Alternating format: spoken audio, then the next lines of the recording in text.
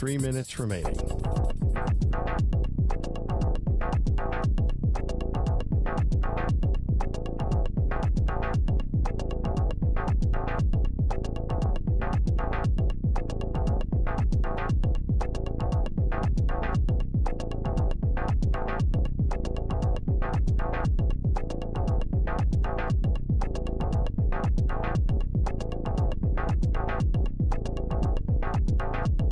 Two minutes, 30 seconds remaining.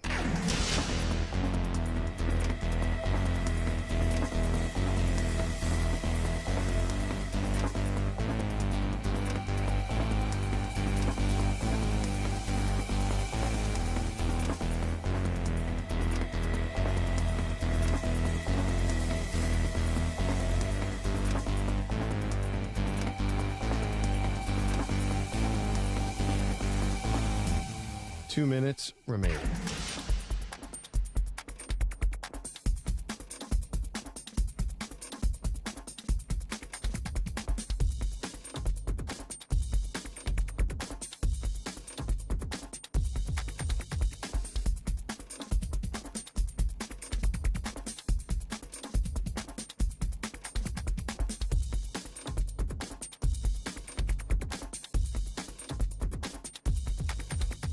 One minute, 30 seconds remaining.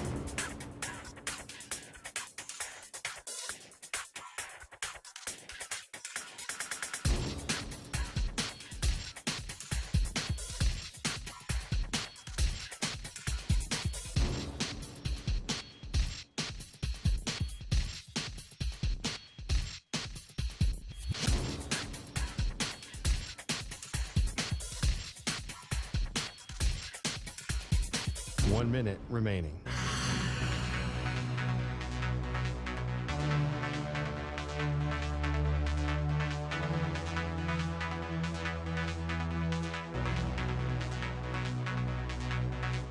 Forty-five seconds remaining.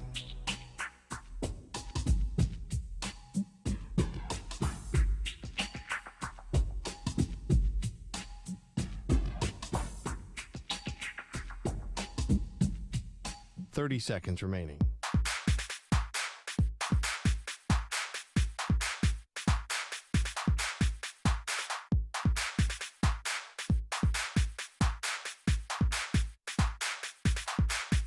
Fifteen seconds.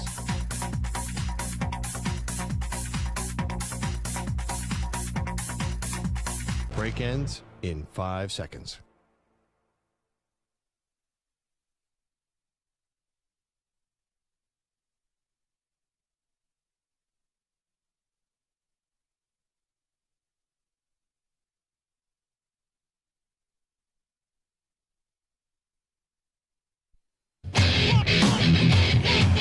He's live. He's nationwide on CBS Sports Radio. This is the Zach Gelb Show.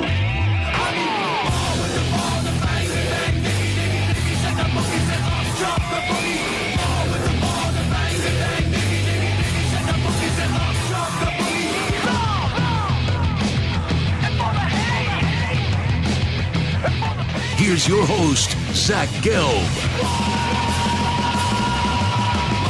Live from the Play Show, yet not overly ostentatious studios of CBS Sports Radio here in beautiful New York City, sitting on top of the 10th floor of 345 Hudson Street. Welcome on in to a Tuesday edition of the Zach Gelb Show across all the great local CBS Sports Radio affiliates, Sirius XM, Channel 158, the free Odyssey app, and, of course, streaming live on YouTube. 855-212-4CBS is the number to jump on in. 855-212-4227. You can always interact with me on the good old cesspool of Twitter, on Instagram, where I'm always straight flexing at Zach Gelb. That's ZACHGELB. Got Michael Samter, Stuart Kovacs rocking and rolling with me, and we're going all the way up until 6 p.m. Eastern, 3 p.m. Pacific. Coming up in hour number 2 of our radio program from the New Orleans Saints, Bryan Bresee is going to stop by, rookie defensive tackle, Clemson legend. And then at 5:20 p.m. Eastern, 2:20 p.m. Pacific, we're going to be joined by the head coach of the undefeated Washington Huskies, as they have a big matchup this weekend against those Ducks from Oregon. Best game of the weekend. I know some may argue it's USC Notre Dame, But those two teams in Washington and Oregon, I really do believe are the two best teams in the Pac-12 and the two most well-rounded teams in the Pac-12. So excited to chop it up with their head football coach of Washington in Kalen DeBoer. I got to start the show with the Dallas Cowboys. And I know we talked a lot about the Cowboys yesterday, but as we're dissecting all the issues with the Dallas Cowboys, I have some clarity on what needs to happen with this organization moving forward. The Cowboys are the definition of a good but not great team. And they've been stuck on being a good and not great or elite level team for a long time. Remember, this is an organization that the last time they won a Super Bowl, the last time they even got to an NFC title game was the 1995 season. Since then, the Cowboys have either been bad or they've had some teams that have been good. And when it gets to a big moment, they don't show up. They go MIA and they come up very small on a big stage. And yesterday, one of the callers said to me, oh, the issue isn't Dak Prescott. It's more so Jerry Jones. It's more so Mike McCarthy. It's more so this. It's more so that. And I vehemently disagree. The quarterback position is the most important position in the NFL. It's the most important position in sports. The quarterback sets the tone for your offense and for the entirety of the team. And when you have a good but not a great quarterback, I really do believe that's the biggest issue with the Cowboys, where the Cowboys are going to keep on being a good team but not a great team. And when I see Dak Prescott as a Dallas Cowboys quarterback, I never think he's going to get to an elite level. I never think he's going to be in a Super Bowl. He will never win a Super Bowl. I don't even know if this guy's ever going to get to an NFC title game.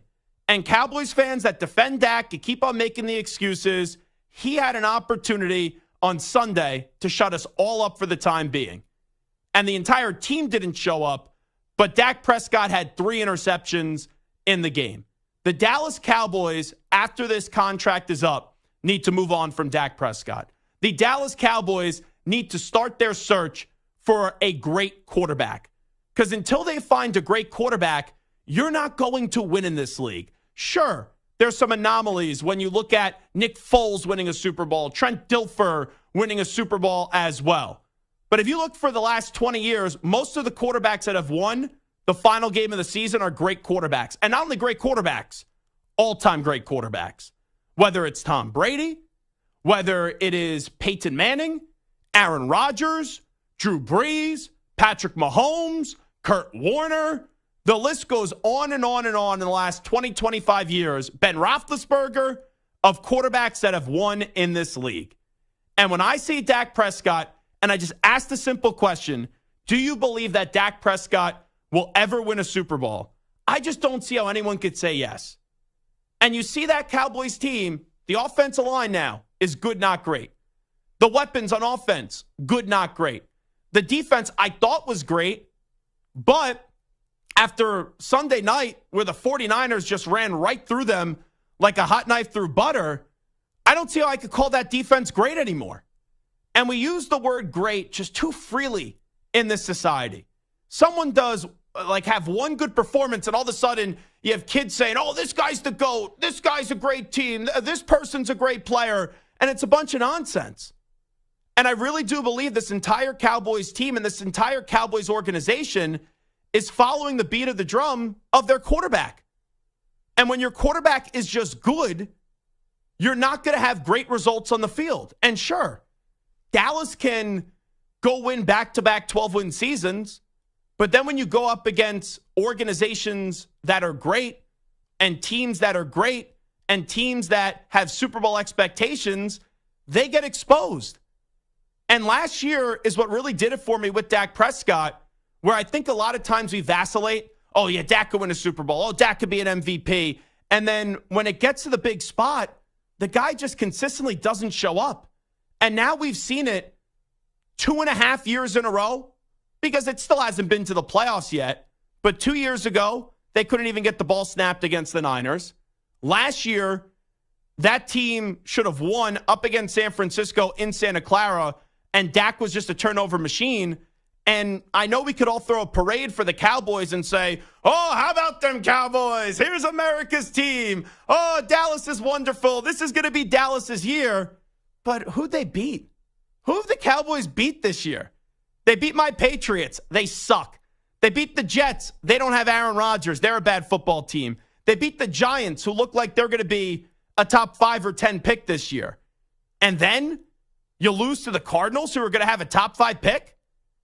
You lose to San Francisco, who's your first legitimate opponent. And it's not as if you just lost by 3 points, 4 points, a touchdown, where it's a competitive, high-octane offensive game and your defense let you down, or you could blame a kicker, you could blame a dumb coaching decision. You got emasculated in that game. You got embarrassed. And you showed the entire world that the Dallas Cowboys are just not a contending team this year. In an NFL season, that is open. It is. In the NFC, it's 2 teams right now. It's the Eagles and 49ers. What happens if Jalen Hurts gets hurt? What happens if Brock Purdy gets hurt? That could make whoever the third best team is in the NFC start to go out there, and the next thing you know, they may be in the Super Bowl. And in the AFC right now, no one's really intimidating you, and no one's really been able to be consistent, because whenever some team gets hot in the AFC, they stumble the next week.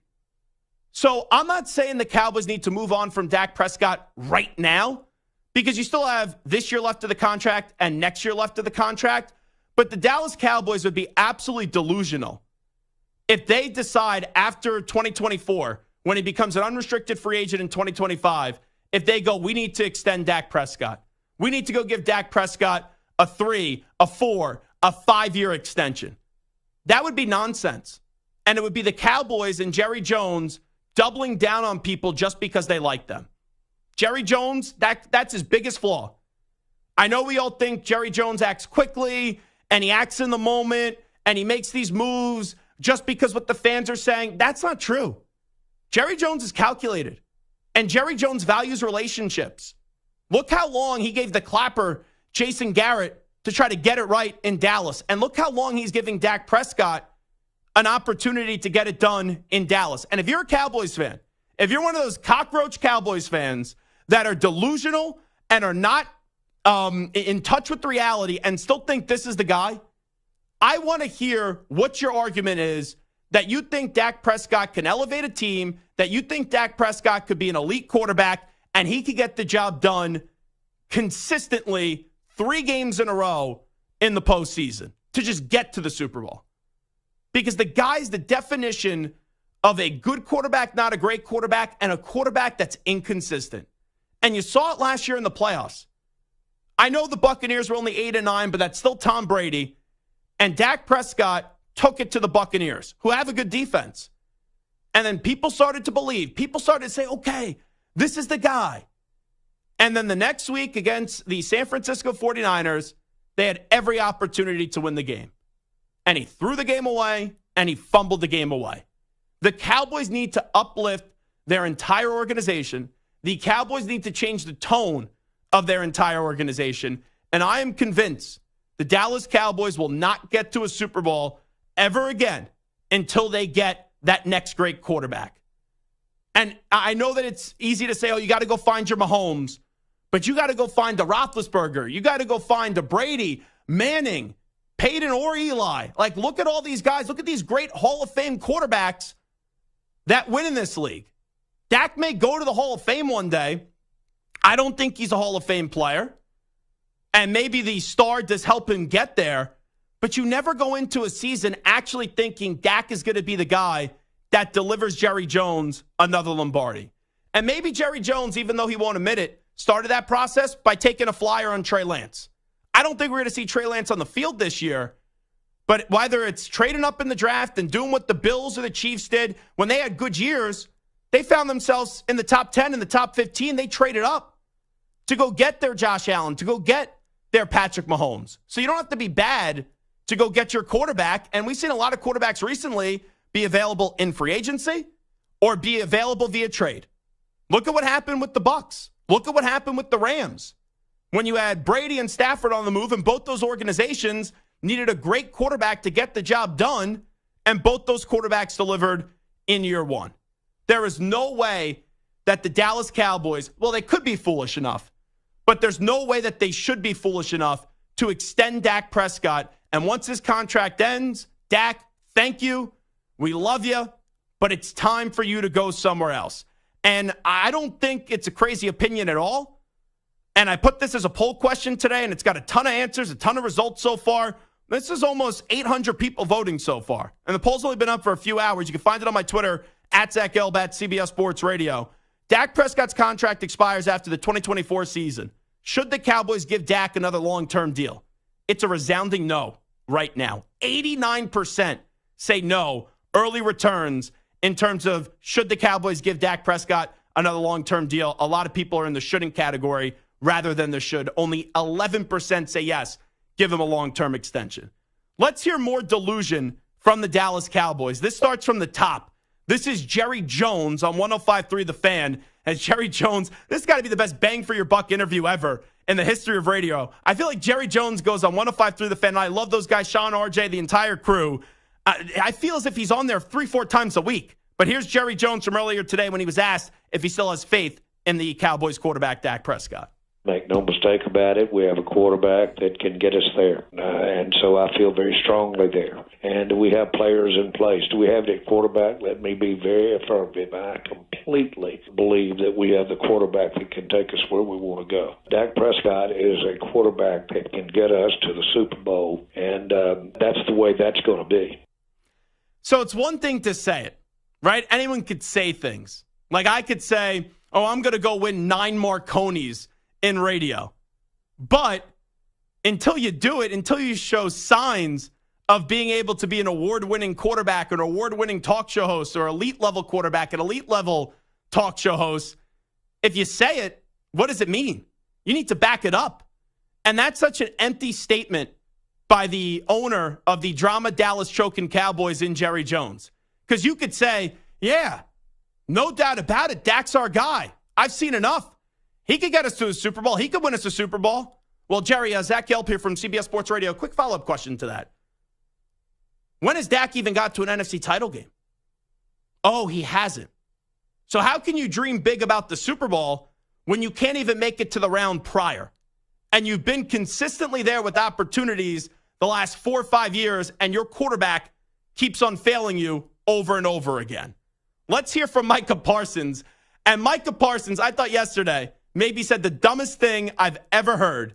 And it's one thing to say something dumb in the moment and then double down on it, but that's what the drama Dallas choking Cowboys do. And Micah Parsons yesterday was talking about how the score isn't as bad as it reads and we're not that far away from actually contending with the 49ers and both teams have a lot of talent. Dude, you lost 42-10. This wasn't as if you lost on a bad snap or you lost on a late pick with the game on the line. You lost 42-10. Your entire organization's pride got snatched away on Sunday Night Football. So don't give me that nonsense. But here is Micah Parsons, who was upset that George Kittle wore an F Dallas shirt under his jersey right before the game started. Here is Micah Parsons. I just feel like he's making it way more personal than it had to be. Kittle's my guy, but I'm going to say this. Laugh now, cry later. We got something for that. Just trust. If we see them again, just trust. And we're going to put it just like that. I ain't going to put too much on it. You're going to make it personal. We can make it personal. That's cool. What is he talking about? If I'm the 49ers right now, I'm hysterically laughing. I'm on the floor. I'm rolling over, and I can't catch my breath. You're not intimidating to the 49ers. That's another empty threat. Oh, yeah, make your jokes now. We'll get you the next time we see you. They've now defeated you in big games 3 times in a row. And the first 2 were actually close. You've now regressed. This one isn't even close. So just stop with this bull crap and this hogwash from the Dallas Cowboys. That's almost as if a fighter gets the snot kicked out of him. Like Deontay Wilder from a few years ago against Tyson Fury. And he's like, oh, I'll make him pay next time. Maybe they should check Tyson Fury's gloves to see what he had in him. Like, stop with these lame excuses. But that's the Cowboys over and over and over and over again. And they've just been stuck on being a good team and not a great team. And it's just resonating all throughout that organization. And there's no accountability. Real quickly, Stu, play me Deebo Samuel here. This is Deebo Samuel earlier this morning on Kay Adams' show, Up and Adams, responding to the nonsense that you just heard from Micah Parsons. It was already personal before the game started. Now, 42-10, I don't think you want to see us again. It might be a little bit worse. So there's not many times you'll hear me agree with Deebo Samuel on this show after he hung up on me for asking just fair, legitimate questions that any talk show host would ever ask him. But come on, Deebo's 1,000% right. It's like, what leg do you have to stand on? I know Micah Parsons is a great player, but what leg do the Cowboys have to stand on to try to talk smack or try to talk in an intimidating way after you just got smacked and just beaten down by the 49ers 42-10? Just what a joke. So do you think the Cowboys need to move on from Dak Prescott? And should they extend him when his deal is up in 2024? 855-212-4CBS, 855-212-4227. And just a reminder, 89% right now say the Cowboys need to move on from Dak Prescott after this deal expires after the 2024 season. We'll take a break here, off and running on a very busy Tuesday edition of the Zach Gelb Show. When we come on back, Justin Jefferson to the IR. What should the Vikings do with Kirk Cousins? I have a thought. And another big-name quarterback could be made available soon. We'll tell you who that is when we return in 5 minutes. You're in a 5-minute break.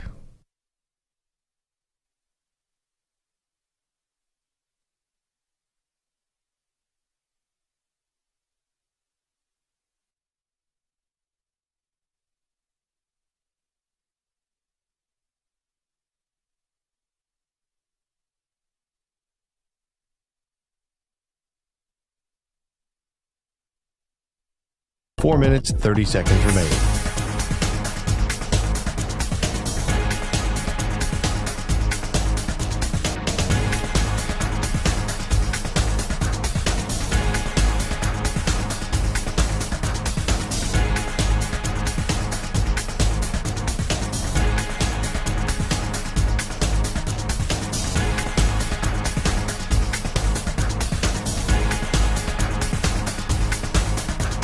Four minutes remaining.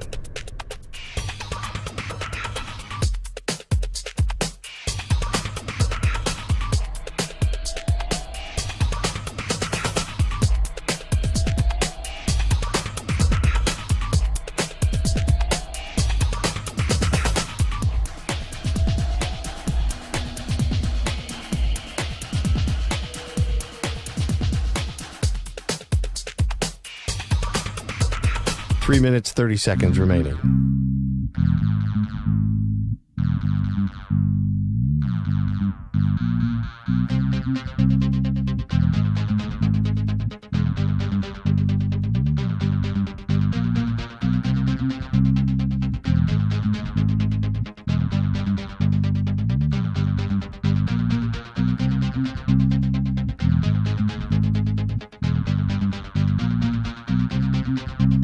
Three minutes remaining.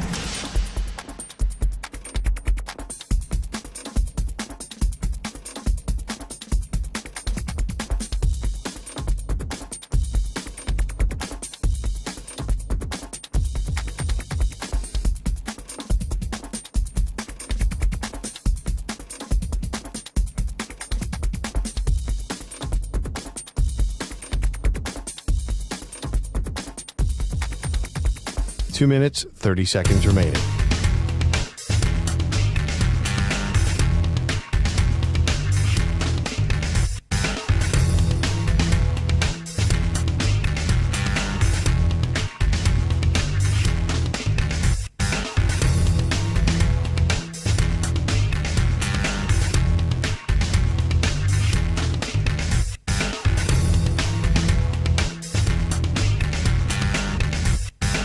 Two minutes remaining.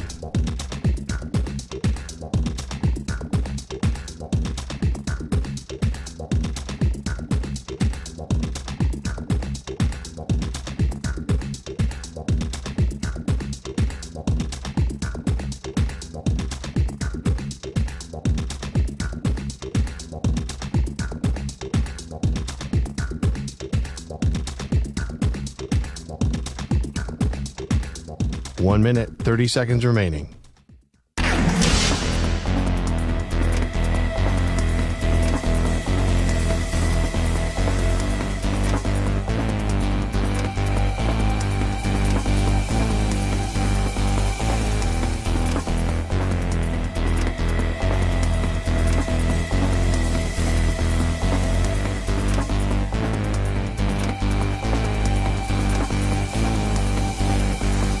One minute remaining.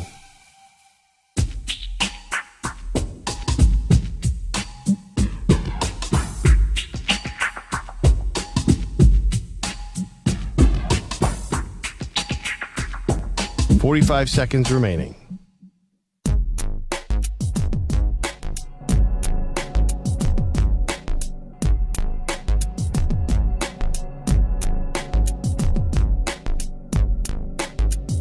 Thirty seconds remaining.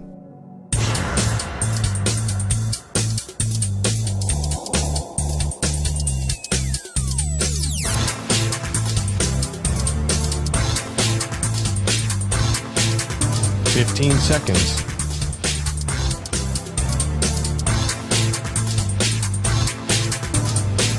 Break ends in 5 seconds.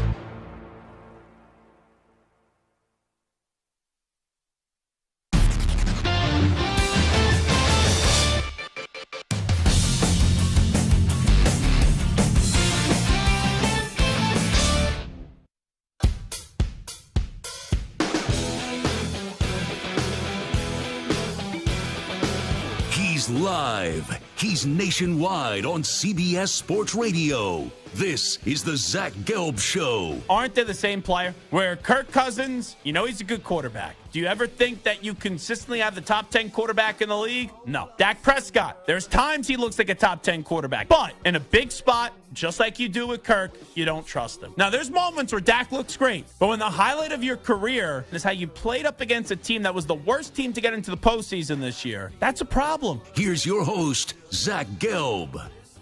All righty, welcome back in. Zach Gelb Show, CBS Sports Radio. Talking a lot of Cowboys right out of the gate. Dak Prescott's contract expires after the 2024 season. Should the Cowboys give Dak another long-term deal? Is the poll question. 89% currently say no. 11% say yes. Mike V322 on Twitter X, whatever we call it these days, had a funny response. As a Niners fan, yes, extend that man 3 to 5 more years. And if you're a fan of another team and you're not a fan of the Cowboys, yeah, I think you look at Dak Prescott and you hope that Jerry Jones gives him a lucrative contract extension, because that means the Cowboys will just be stuck on being good and never being a great organization once again. Let's get to Kirk Cousins. So I have said now for the last few weeks, I don't believe Kirk Cousins is going to get traded. However, the Vikings should look to trade him.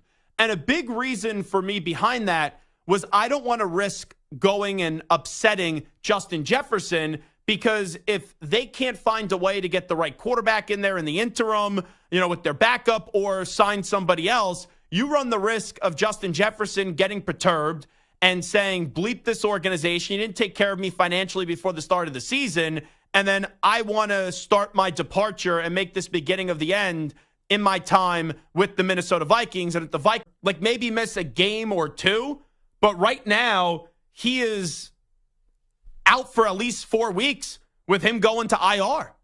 So he's going on the sideline for a bare minimum of 4 weeks. And at that point, when he comes back with the Vikings only having one little win on the season, does it even matter to bring Justin Jefferson and put him back on the field? And I saw one report today that it's not even a foregone conclusion when he's eligible to return off of IR that he's going to be healthy enough to play right away. So if I'm the Vikings, if I'm their general manager, Kwesi Adofo-Mensah, I'm making calls right now to trade Kirk Cousins. And I'm seeing who is interested in Kirk Cousins, because Kirk is similar to Dak. It's actually weird. I trust more of Kirk Cousins than I do Dak Prescott, just because I think Kirk is more of a consistent quarterback. But both, their ceiling is only being good or very good. Neither going to win a Super Bowl in this league. But if I'm the Vikings, similarly to as I just said for the last 20 minutes about the Dallas Cowboys, if you want to take that next step, you need a new quarterback. And Kirk Cousins' contract expires after the season. So if you could get a second-round pick for him or a third-round pick for him, I think you make the deal, because I have a tough time believing that the Vikings' preference is to bring back Kirk Cousins after this season. Now, here's the big risk of all this. I could sit here and I could advocate for Dak, and I could advocate for Kirk Cousins not to be brought back by the Cowboys and the Minnesota Vikings, respectively. But you have to be able to find the next guy and get it right. And that's easier said than done. But it makes no sense when both teams, and the Cowboys have a more talented roster than the Minnesota Vikings, but with both teams having some talent, to just accept being good or accept mediocrity. And when you don't have that great quarterback in this league, it should be no surprise when you can't get the job done. And that's what happens here with the Cowboys and Vikings. Even when they have moments of optimism, like the Cowboys the last 2 years, back-to-back 12-win seasons, or the Vikings last year with 13-win seasons, no one actually jumps on the bandwagon outside of fans in Minnesota and Dallas and say, I believe in this team. This team's going to find a way to beat the other elite teams in the NFC. So now with Justin Jefferson going to the IR, I think it's the perfect time to trade Kirk Cousins, but can you find a suitor? Because it takes two to tango, and can you find someone that's willing to give up a second or a third round pick in order to obtain the services of Kirk Cousins? And that I don't know. Now, the Vikings could eat up the money for a better draft pick and do all that, but who are the teams that are going to bring in Kirk Cousins? And the obvious one is the Jets. But are the Jets making the playoffs this year? With Kirk Cousins, I'll have a shot, but it's not even a foregone conclusion that they would make the playoffs. Because the Jets, they have a really good defense. They have Garrett Wilson. They have Breece Hall. You could make a case for them making the playoffs. But that AFC, you got the Dolphins in front of them. You got the Bills in front of them. Kansas City still humming. The Chargers have a ton of talent. Someone's going to win the AFC North. And someone's going to win the AFC South. So you can compete for a 7 seed. But do you want to give up that draft capital to just get the rest of the season of Kirk Cousins when you know that Aaron Rodgers is going to be coming back next year and is going to be your starting quarterback? And that's the other thing with the Jets. With the ego of Aaron Rodgers and how much he does like Zach Wilson and likes this role of mentoring Zach Wilson, would Aaron Rodgers be okay in bringing in another good quarterback on this team, and then everyone's going to be talking about that quarterback, and then at the end of the year, if let's say they have a really good season, sure, Jets are going to go with Aaron Rodgers, but then if he doesn't perform well, people are going to say, oh, well, they should have kept Kirk Cousins. So I think it's very complicated to still trade Kirk Cousins. But if an injury happens in the next 2 weeks, just like what happened with Aaron Rodgers, maybe then that puts another team under a little bit more pressure and you find a way to get a deal done. Now, I want to talk about one more quarterback here. I don't think this quarterback's very attractive in a trade, and it won't happen via trade. But this week, Sean Payton is finally starting to get a lot of criticism. Where last year for the Broncos, Nathaniel Hackett was the scapegoat, and also Russell Wilson. Now you bring in Sean Payton and also give up draft capital to go get Sean, and Sean has this team moving in the wrong direction. After telling everyone before the start of the season via USA Today that Nathaniel Hackett did one of the worst coaching jobs in the history of the NFL that he's ever seen. And last time I checked, a year ago, Nathaniel Hackett had 2 wins through 5 games. Sean only has 1 win, which is not something, right, that we should be jumping up and down like a fat kid in a candy store praising Nathaniel Hackett. But if Sean's going to have the audacity to say that guy did one of the worst head coaching jobs he's ever seen, then what does that say about you? And you know what happens when you have alphas that people start to turn against and people start to point fingers at and people start to say, you need to pick up your crap? They turn on others in their own organization. And there's no doubt about it. Even though Russell Wilson's been fine this year. I see people saying, oh, Russell Wilson's playing great. Russell Wilson's playing really good. Stop. Stop with that nonsense. Russell Wilson has been better than last year, but I'm not ready to say that Russell Wilson is this tremendous quarterback. And Russell Wilson is someone that if I'm a team that is looking for a quarterback I need to have, Russell Wilson is playing himself out of the Hall of Fame right now with this disaster of a chapter that's going on in Denver. And the public perception of Russell Wilson has completely done a 180. And it is inevitable when this season continues to be a disaster for the Denver Broncos because there's no hope here for the Denver Broncos. This team is just a lethargic, anemic football team that Sean's ego is going to take a hit. He's going to get sensitive when people are pointing the finger at him, and now we're saying, you're the one, and you're the reason why this isn't working out well. And then the next thing you know, Sean's going to say, we're going to have to go make a move for a quarterback. And here's what I'll say to Sean. If you make a move for a quarterback, I don't expect your general manager to go give up draft capital to get that quarterback because they just tried that with Russell Wilson. And this has been, even though it was before when he got there, an unmitigated disaster, continues to be a disaster. And the Broncos now have all their picks back outside of the second-round pick they had to give up to go get Sean Payton. But they have their first-round pick this year. And the Broncos are going to be really bad. They're going to be in position to get a Caleb Williams, to get a Michael Penix Jr., to get a Drake May. You know, all these quarterbacks that keep on being talked about, Shedeur Sanders, not that far away from Coach Prime over at Boulder. They're going to be right in striking distance to get that next great quarterback, that next great prospect in the draft. And Sean's never been able to draft a quarterback very early because he had Drew Brees. I know he fell in love with Taysom Hill, but Taysom Hill was an early draft pick. But when you see the Broncos this year, in April, I'll already make one draft prediction. They'll be picking in the top 10, and they'll be picking a quarterback this year. Because Sean knows that he's going to have to change the conversation about him, and he's going to turn on Russell Wilson very soon. Because he wants to provide a distraction to try to take himself out of the spotlight, and everyone's saying, man, you've done a really bad coaching job in your first year with the Denver Broncos. All right, we'll take a break here on the Zach Gelb Show on CBS Sports Radio. When we come on back, we'll update you on some of the biggest stories in the world of sports with some audio. We call that segment the News Brief. But first up, with the latest CBS Sports Radio update, here's the Act Man, Rich Ackerman. CBS Sports Radio. Sports Flash. And it's sponsored by Progressive Insurance. Progressive makes bundling easy and affordable. Get a multi-policy discount by combining your motorcycle, RV, boat, ATV, and more. All your protection in one place. Bundle and save at Progressive.com. The Vikings won't have top receiver Justin Jefferson this weekend or for the next 4 weeks. He was put on injured reserve with a hamstring injury. Van Jefferson is heading from L.A. to the Falcons, according to reports, with the Rams and Atlanta swapping 6th and 7th round picks in 2025. Travis Kelce practiced today, an encouraging sign with the Chiefs in action on Thursday night. Brendan Malone, an assistant on the Pistons Bad Boys championship teams and the first head coach of the Toronto Raptors, has passed away at the age of 81. The Twins hadn't won a postseason game in 19 years before this year. Now they've won 3 and will host the Astros today in Game 3 of the Division Series coming up shortly. Target Field turning into a nice advantage for the hometown team with its raucous crowd, and temperatures expected to be in the 50s today. The other game tonight is in Texas, where the Rangers look to eliminate the top team in the American League. After the Orioles won 101 games this year, they are now down 2-0. I'm Rich Ackerman. Looking for CBS Sports Radio online? Your favorite hosts and the best sports content and entertainment are available 24/7 on social media and YouTube, and in the palm of your hand with the free Odyssey app.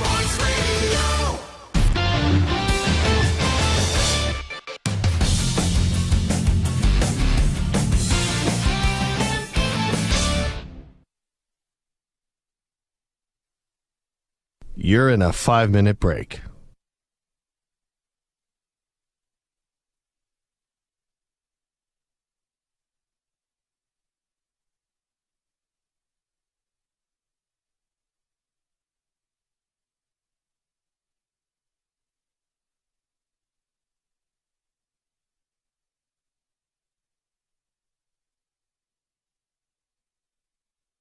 Four minutes, 30 seconds remaining.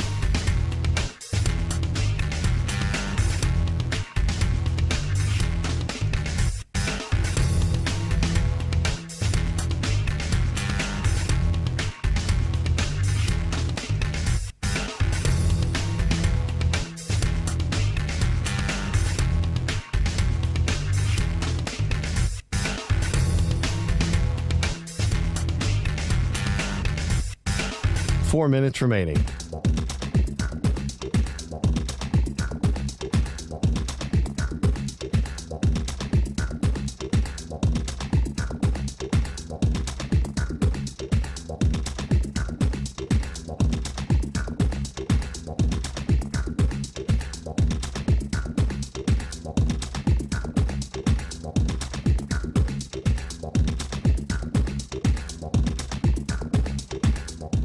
3 minutes, 30 seconds remaining.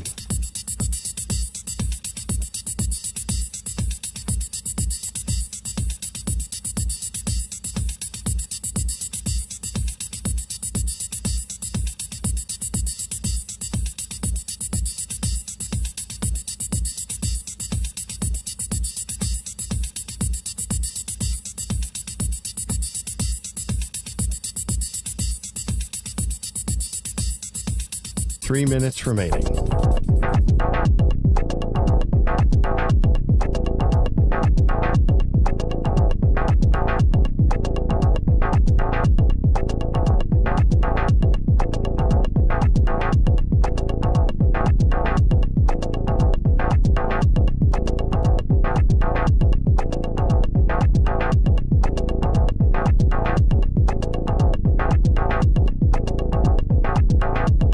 Two minutes, 30 seconds remaining.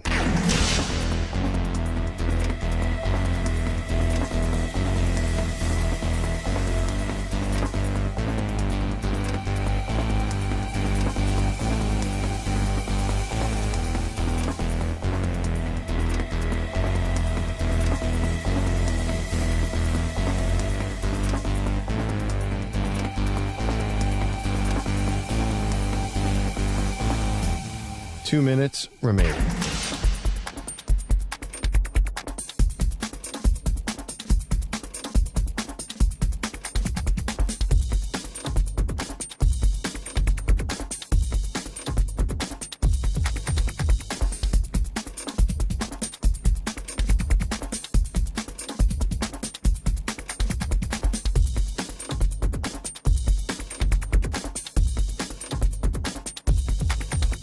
One minute, 30 seconds remaining.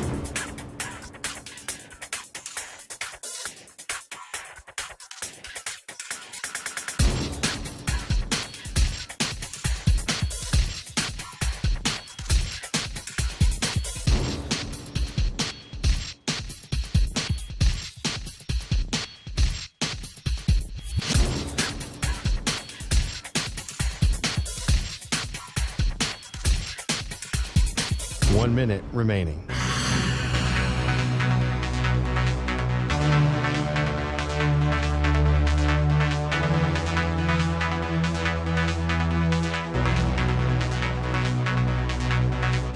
Forty-five seconds remaining.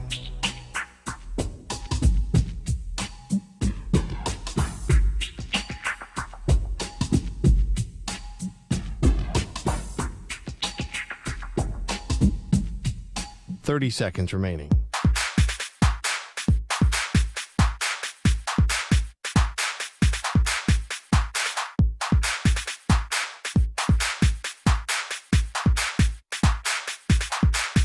Fifteen seconds.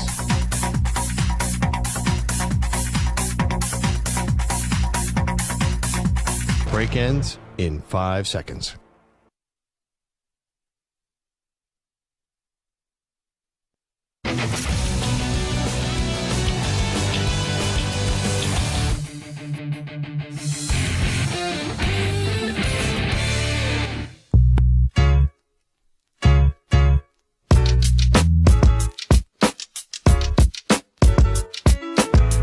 Live. He's nationwide on CBS Sports Radio. This is the Zach Gelb Show. Mike in Milwaukee. Mike, go ahead. Hey, Zach. Thanks for taking my call. Hey, I just got to say, I do enjoy your show because I'm not going to lie. It's partly because I think you give Wisconsin sports their due, which that doesn't happen a whole lot.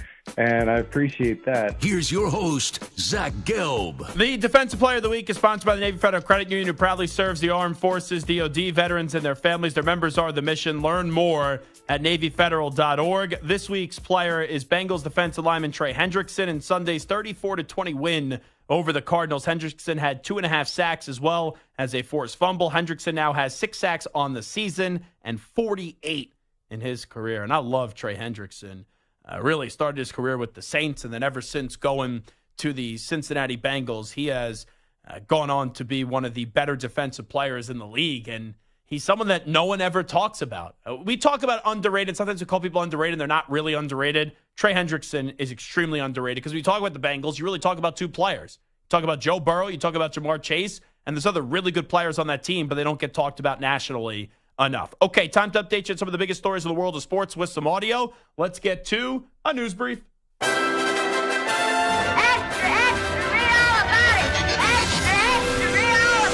Time for your daily news brief. We get you caught up on the rumors, reports, and reconnaissance from the day in sports. All right, let's start it off with Mike McDaniel. The Dolphins have 2,599 scrimmage yards. It's the most scrimmage yards by a team through the first 5 games in the Super Bowl era. And Mike McDaniel was asked about this Dolphins historic offense so far. You guys have now gained more yards through 5 games than any team in NFL history. And you hear something like that, what is your reaction? Mission accomplished. We had the whole time, the whole offseason, that was our goal, was output after 5 games. He has really grown on me. When Mike McDaniel was first hired, I said, who the heck was this guy? And what the heck is he saying into a microphone? I've always felt as if I was not on the inside joke with Mike McDaniel.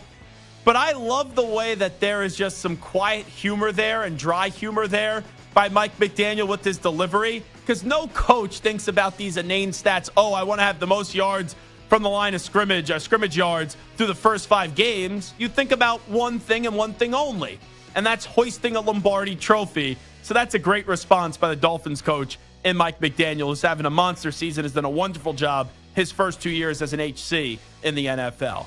All righty. I like to pile on this person a lot. I think this person is extremely overrated as a head coach. The last 2 years, he was a disaster in Indianapolis, and I was not a big fan of this hire in Carolina. If you weren't going to get Harbaugh, if you weren't going to get Sean Payton, I thought you should have just kept Steve Wilkes, who did a good job as an interim coach. But now I'm starting to feel bad about Frank Reich. Look at me. I'm talking up Mike McDaniel, and I'm starting to say I feel bad about Frank Reich. Here is Frank Reich sounding like a hostage in front of a camera, having to say something positive about someone that's holding him hostage, and the Panthers owner in David Tepper. There's different philosophies in ownership. You know what I mean? Some owners kind of stay away and don't engage a whole lot. Other owners do. And his philosophy is he's going to engage. And listen, it's only been a short experience, but it's been a really good experience. It hasn't been fun. You know, it's not fun. Those meetings aren't, I wouldn't characterize them as fun meetings, but those meetings make me better, and I trust they make us better. Frank Reich sounds like he's being held against his own will in front of that podium. There is no way that he could enjoy his first 5 games as the head coach of the Carolina Panthers, working with David Tepper, who in his short tenure as the owner of the Carolina Panthers shows that he's an inept owner and he's absolutely incompetent. And you look at David Tepper, this is a guy that just because he owns the team, he thinks he has a PhD in football, and he tries to be the face of the organization. He tries to make all the decisions. And go back to the reporting. Adam Schefter had it. Frank Reich's preference was C.J. Stroud. David Tepper, he wanted Bryce Young. And who they end up going with? Bryce Young. And who's looked like the best quarterback through the first 5 games of their career? It's by far and away C.J. Stroud. And this is what happens when you're an NFL owner and you are running the team and you don't let your football people make the decisions. 9 times out of 10, it comes back to burn you. It'd be like if I owned a restaurant, but I never cooked in my life, and I go to the chef of 30 years or something like that. Hey, I want to cook the meal tonight. You just advise me what to do, and I'll make the final calls here on how we're going to create the sauce for the spaghetti. Like, give me a break here with David Tepper. The dude is a clown. CeeDee Lamb frustrated with the offense of the Dallas Cowboys. You got to be complete. You can't go out there one week and look like a super team, and then the following week, the bed. What did he say? Bleep the bed. No. Before that. Play that one more time when he's like, you can't look like a... It was just mumbling. I couldn't hear it. You got to be complete. You can't go out there one week and look like a super team, and then the following week, the bed. A super team, and then the next week, bleep the bed. He's not wrong. Man, that's actually depressing. I usually enjoy when the Cowboys fall flat on their face. But hearing CeeDee Lamb, who I like, just sounds so depressed about the drama Dallas joking Cowboys, I almost feel bad for him. Then that feeling quickly goes away. They are the Cowboys. Here's Mike McCarthy on CeeDee Lamb's frustration. I had a great visit with CD today, and I'll just say that if he's not pissed off that he's getting the ball, then I'm pissed off at him for not being pissed off. I mean, he's an impact player. He should feel that way. But, I just think like anything in life, how you handle things and how you move forward is, how you affect others. There's so many things, good things that can come out of that. So we've now played 4 audio clips regarding the Dallas Cowboys in the first 47 minutes of the show. It shows you how much of a circus the Dallas Cowboys are. Like, Ringling Brother and Barnum Bailey Circus may have shut down, but the Cowboys, they're really always open. Think about this. Jerry Jones is telling everyone that Dak could win a Super Bowl when he's never even made it to an NFC title game.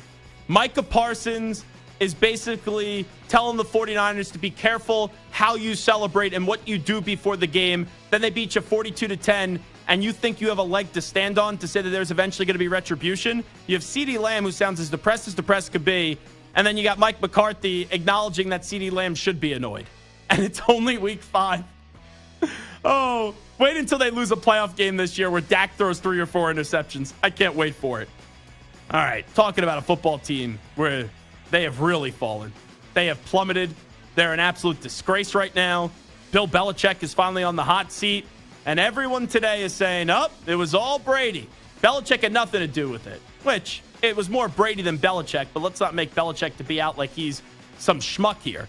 And he's like this horrible football coach. The guy is still one of, if not the greatest football coaches of all time. Brady needed Belichick. Belichick needed Brady for them to win 6 Super Bowls together. But let's hear Tom Brady on his Let's Go podcast via Sirius when he was asked if he still believes in the hoodie Bill Belichick. He's got a very consistent approach that he's always taken. And, it's the right approach. It's try to prepare the players, give them the best opportunity to succeed. You get out there in the field. In the end, the coaches, once the play's called in, the players got to go do it. It's a team sport. Coaches need players, players need coaches. You got to have the right processes in place. You got to have humility. You got to continue to learn. And, it's a great culture up there in New England. We've had a great culture for a long time, as long as I was a part of it. So when the Patriots are winning Super Bowls, after all 6 of them that they won, Belichick's on the podium afterwards, and he says, it's not me. It's all about the players. Players win championships. I'm just fortunate enough to coach those players. He said it after every single championship. So part of this is on Bill Belichick because he runs the team. He runs the organization. But Bill Belichick right now doesn't have the players. And he's bringing in the wrong players. No wide receiver that puts any fear into an opposing defense. An offensive line that's like a turnstile in Penn Station pre-COVID. Bill's got to pick it up. Because Bill's not wrong when he says it's about the players, but you got to bring the right players in. And ever since Tom Brady has walked out of that organization, Bill has failed the Patriots because he doesn't bring in the right players. And he's the GM. It's not like, you're just handed a list of ingredients and say, make it work. You get to pick the ingredients because you're the coach and the GM. Here is Troy Aikman and Joe Buck. This may have been the best part of that football game last night. Sorry, Stu. With the Raiders and the Packers. I know that you're fired up because the Raiders did win the game. It was a sloppy game. But I thought the humor of Joe Buck when dealing with Troy Aikman was great on the broadcast. Speaking of October, how about my Rangers? Now they're I'm on that bandwagon. You bet I am.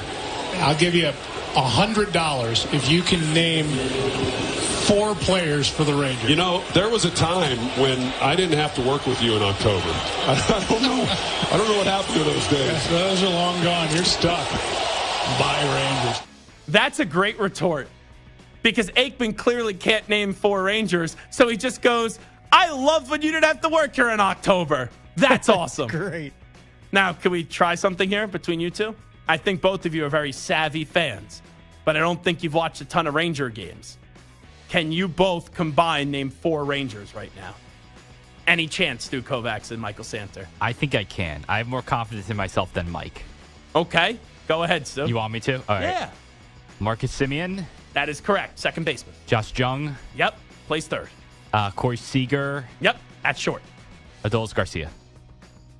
Wow. Good job. I play fantasy baseball. That's the only reason. Yeah, Garcia was on my fantasy baseball team. And here's the portion of the show where we remind everyone that no one actually cares about your fantasy team. But he was like a top 15 player in fantasy before he got hurt and then made his way back. It's a good job there by Stuart Kovacs. Now, here's one more thing on this, too.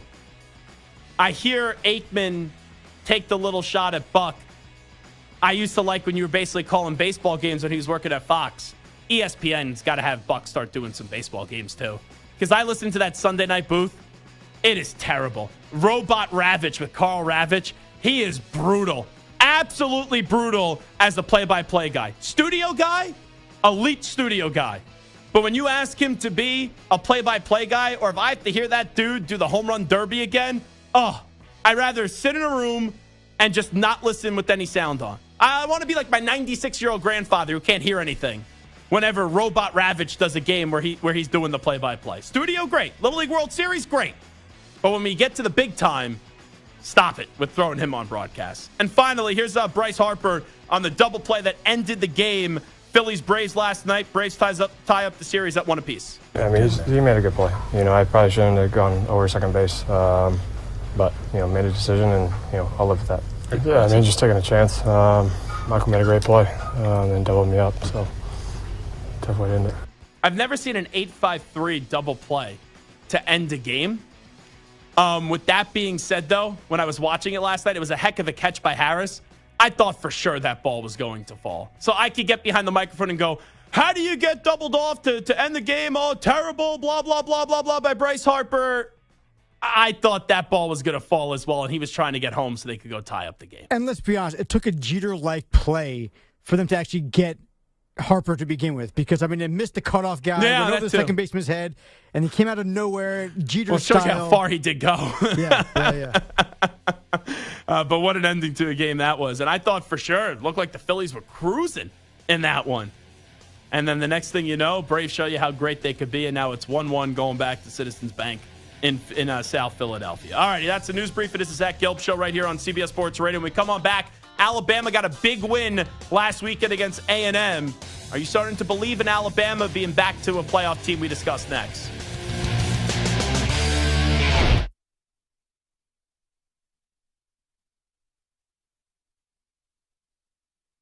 You're in a 5-minute break.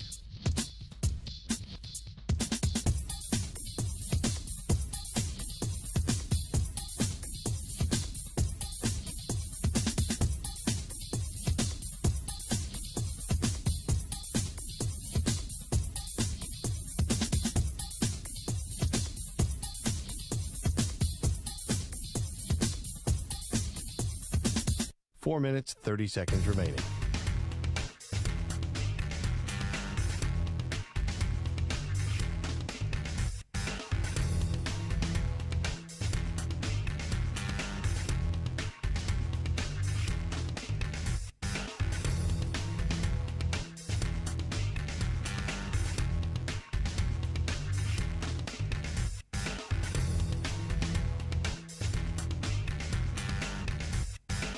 Four minutes remaining.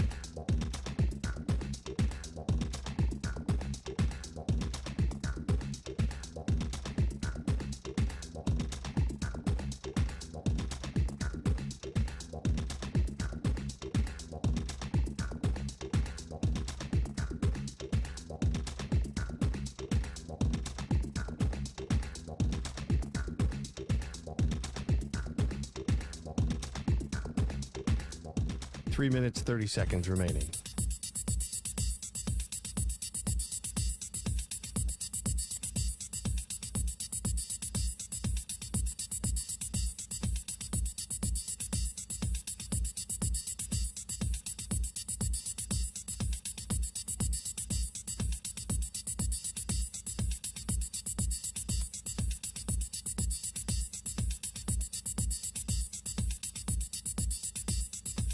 Three minutes remaining.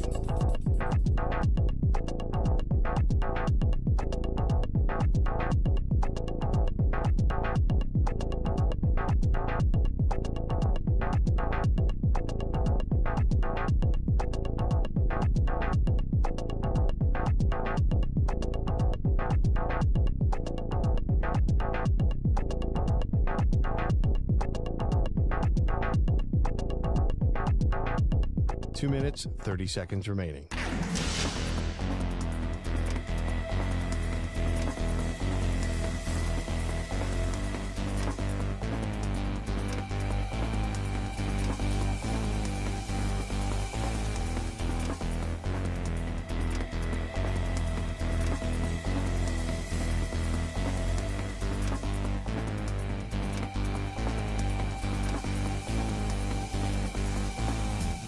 2 minutes remaining.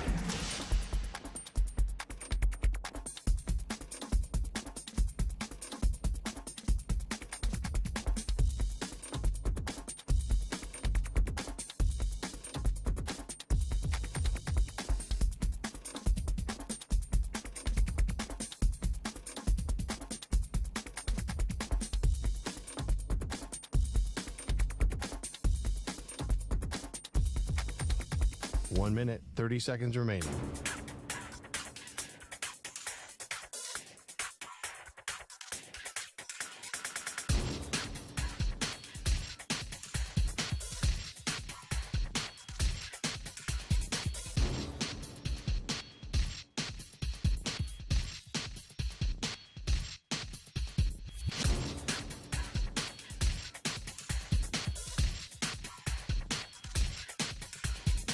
One minute remaining.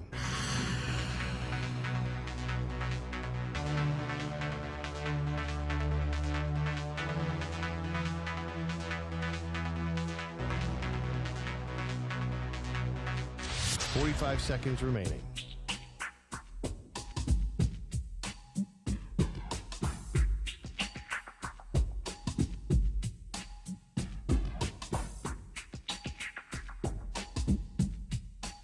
Seconds remaining.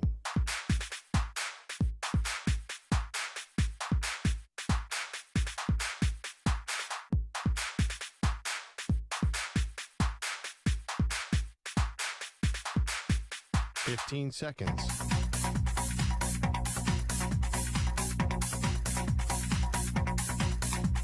Break ends in 5 seconds.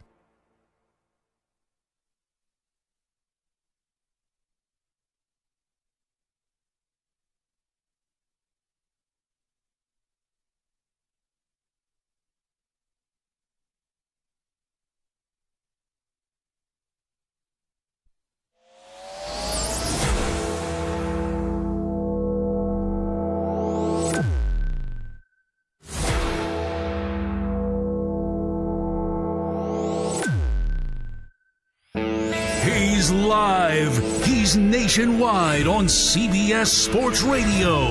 This is the Zach Gelb Show. All righty, hour number 2 of our radio program. In just a minute, we'll have a little conversation about the Alabama football team. But first, I just have to ask a question here to the guys on the other side. So, Delta 9 Bryan in our YouTube chat. I'm going to assume, and I know Bryan a little bit, filling in on this show, then hosting this show in this time slot. Bryan seems like a good dude, but sometimes just with the name of Delta 9 Bryan, maybe he mishears the conversation a little bit. But I'm going to be on the side that I trust Delta 9 Bryan. So Bryan in the YouTube chat said there was, I guess, a conversation earlier this morning on a great morning show, Maggie and Perloff, which I'll be a great company guy you can listen to Monday through Friday, 6 to 10 a.m. Eastern, on many of these same CBS Sports Radio affiliates, Sirius XM Channel 158, of course, the great, always working free Odyssey app, and on YouTube. So I guess they asked Perloff a question about how much he pays for a haircut. I'm just wondering, before I give you the answer on what Bryan said, how much do you guys pay for a haircut? Stu, you have a nice head of hair. How much do you pay for that haircut? $20. $20. Reasonable number. Michael Samter, how much do you pay for a haircut? It's the city. In the city, the prices are always a little bit higher. But I go to a barber, $30. $30. So that's my price, too, in the city. It's $25 for the cut, and then I tip 20%, so $5 right there if my math works out, ends up getting to $30. How much do you think Andrew Perloff pays for a haircut? Now, Perloff can be a little bit bougie. You know, he is from the main line, so they grew up in a different cash flow than probably all the rest of us. But Andrew Perloff for a haircut, how much do you think he pays, Stuart Kovacs? Take a guess. Surely not like $40. I hope. Hope not. I'll go 40. You say 40. I'll say 40. Should we go like prices right here? If you're above the number, you don't win. But if you're below the number, then you come on down and get the prize.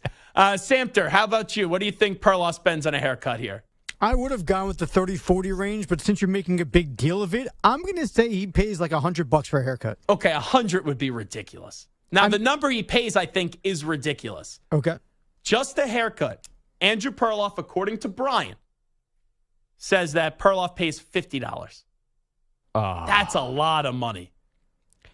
Honestly, it's a lot, but it's not unreasonable. I have friends who go to a hairstylist, right? If you go to a barber, you're paying $20-$30. And you know what? Perloff probably does go to a hairstylist. He's not us common men. He's not a man's man like us that goes to a barber and talks it up with the barber for about 25-30 minutes when it should take about 5 minutes because that's what men do. And you have no idea how much it costs for a woman to get her hair done at a hairstylist. My wife, it's usually over $100 for her to go because she gets all these things and the hair and the blowout and the shampoo and all these things.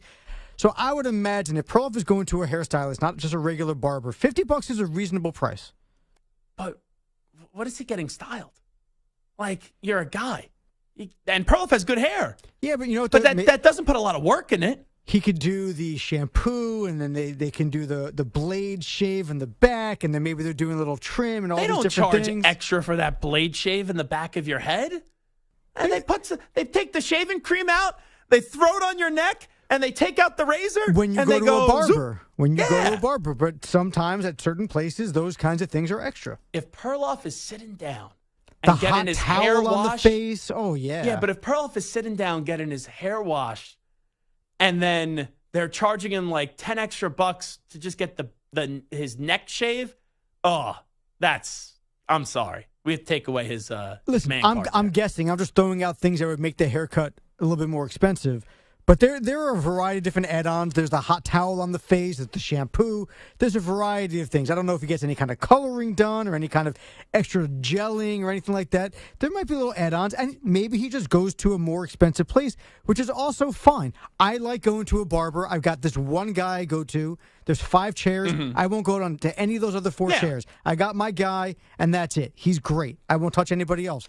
People are particular about their hair. I'm okay as long as you're spending. But $50. I pay $30 for a haircut. I pay $30. What's the difference between $30 and $50? $20. It's not a significant deal. That's a meal. If somebody's paying $150 for a haircut, different story.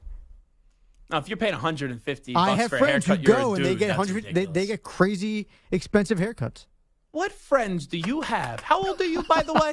I didn't mean it that way, like what friends do you have, period. But how old are you? 43. You're 43.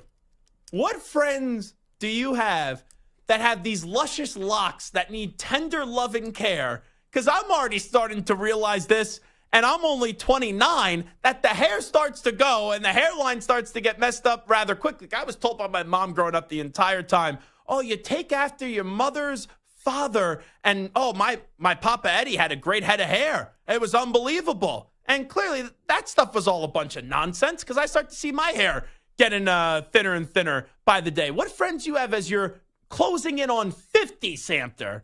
Sorry to say that. That was kind of like no, it's all right. Listen, I've got a great head of hair. I got a great head of hair.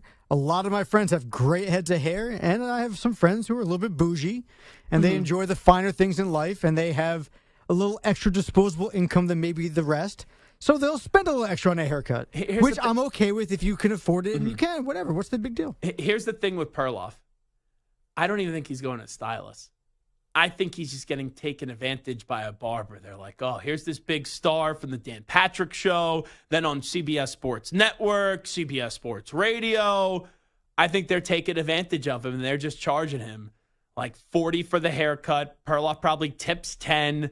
I don't know if that number, 50, is not including tip, but I am going to assume here that, you know, whatever it is, $50, I think they're just taking advantage of him because they know who Andrew Perloff is. And Perloff probably is just a go-with-the-flow type of guy that doesn't like a lot of confrontation from my experience. He definitely is that guy. Oh, jeez. How much do you think Maggie's paying for a haircut? If Perloff's paying $50 and there's not a lot of work to do there. Women's hair is completely different. Maggie's got to be paying at least $100. Well, it depends where she goes. She lives in a different part of town that might be a little bit less steep in pricing. Jeez. She doesn't live in the city is what you're saying. Yeah. Everything's jacked up in the city. Everything's jacked up in the city. Crazy. I pay like $17 to get a salad here in the city from Sweetgreen. Don't even get started on rent. Oh, yeah. Well, that's a whole different topic for a different day. Anyway, let's get back to Alabama. So going into this year, I think we all said that Alabama's vulnerable. You had no clue who was going to play quarterback for them. It started with Jalen Milroe, then they took Jalen Milroe off the field for that one game, then they go back to Jalen Milroe. Alabama, their first big game of the year in week 2, they lose to Texas by 10 points. After that, they barely beat South Florida. Then they had a big statement against Ole Miss, and a game that almost everyone was picking the lane train. They beat Mississippi State, and then they played Texas A&M this past Saturday. And my biggest takeaway from that game was, man, Texas A&M really blew it. And Texas A&M was in control. They were up 17-10. Then it gets to 17-17. And Jimbo Fisher became a coward. Jimbo Fisher got conservative. And Jimbo Fisher on 4th and 1 goes, call out the punt team. But if it was 4th and inches, I would have gone for it, which was just so stupid by Jimbo Fisher and shows why he's an overrated, overpaid coach. And the guy can get set up with such a great team from the hard recruiting work that he does, and he always finds a way to mess it up. So I don't walk away from that game with Alabama saying, wow, I really do believe in Alabama. It was more so me being disappointed with A&M. But sometimes those games happen where you win a game that you probably shouldn't have won, and then it turns your season around. And for the Alabama's Crimson Tide, they're scheduled the rest of the way. Arkansas this weekend, then they play Tennessee, they play LSU, then they're at Kentucky. They have Chattanooga towards the end of the season. Then you got the Iron Bowl Thanksgiving weekend as they're at Auburn. Alabama, though, already has one loss. And the SEC is not as strong as it's been in other years. That game by Alabama, if we want to dissect it just from the Alabama level, their defense we all know is great. Their offense may not be bad as bad as what we thought, but it's still not a great offense. And I just can't trust Alabama this season to not lose another game. Because we've never seen a 2-loss team make the college football playoff. Alabama last year had 2 close losses, and they didn't make the college football playoff. So if you already have 1 loss, and I just gave you the schedule of Arkansas, Tennessee, LSU, Kentucky, forget Chattanooga and Auburn, I don't think the odds are very good that Alabama's going to run the table. And, oh, yeah, by the way, then get into the SEC championship game and beat Georgia, who you're most likely going to play. I think Bama at the end of the year is going to have 3 or 4 losses. I still don't think Alabama is going to be a college football playoff team. And you look at the rest of college football, too. The Big Ten, right? Because if Bama gets in, you're going to assume that 2 teams from the SEC gets in. That would be Georgia and Alabama. Right? I think there's a better chance that 2 Big Ten teams get in. Right? Michigan and then Ohio State, Penn State, whoever has 1 loss that's a non-conference champ, because I do believe that Michigan's going to win the Big Ten for a 3rd straight year. You look at the ACC, Florida State has 2 big wins, even though they're not aging great, but they're still undefeated. And early in the season, they took it to LSU in the second half, and then they found a way to survive up against Clemson and in that overtime game a few weeks ago. You look at the Big 12. Oklahoma right now is in the driver's seat, but let's say Oklahoma doesn't lose a game and they lose in the Big 12 championship game to Texas. If Texas takes care of business the rest of the way and you have a 1-loss Texas team against a 1-loss Alabama team, if Alabama wins the SEC, they probably get in. But if Texas is 1 loss and they win the Big 12, Texas beat Alabama. So what leg would Alabama have to stand on? And then you look at the Pac-12. The Pac-12 is the best conference in college football this year, which it's crazy to me and so ironic to me. And it shows you the greed of college football and money, and that's just the reality of it, how the Pac-12 is going away after this year when you have 3 teams in the top 10, and at one point you had 8 teams in the AP poll, top 25 earlier in the season. Right? Like, we're talking about who's going to win the Pac-12. Will it be Washington? Will it be USC? Is it going to be Oregon? Washington plays Oregon, and we'll have the head coach of the Washington football team, Kalen DeBoer, joining us coming up in about an hour and 10 minutes at 5:20 p.m. Eastern today, 2:20 p.m. Pacific. So I think it's going to be very tough for Alabama to make the college football playoff. One, they're not as good as they've been in recent years, and I'm always someone that believes in Saban.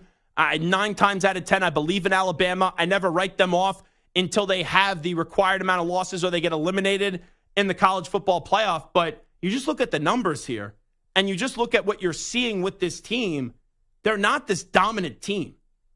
And they already have 1 loss, and you still have 6 games to go, and you have to win all those games. And even if you win all those games, you then have to beat Georgia.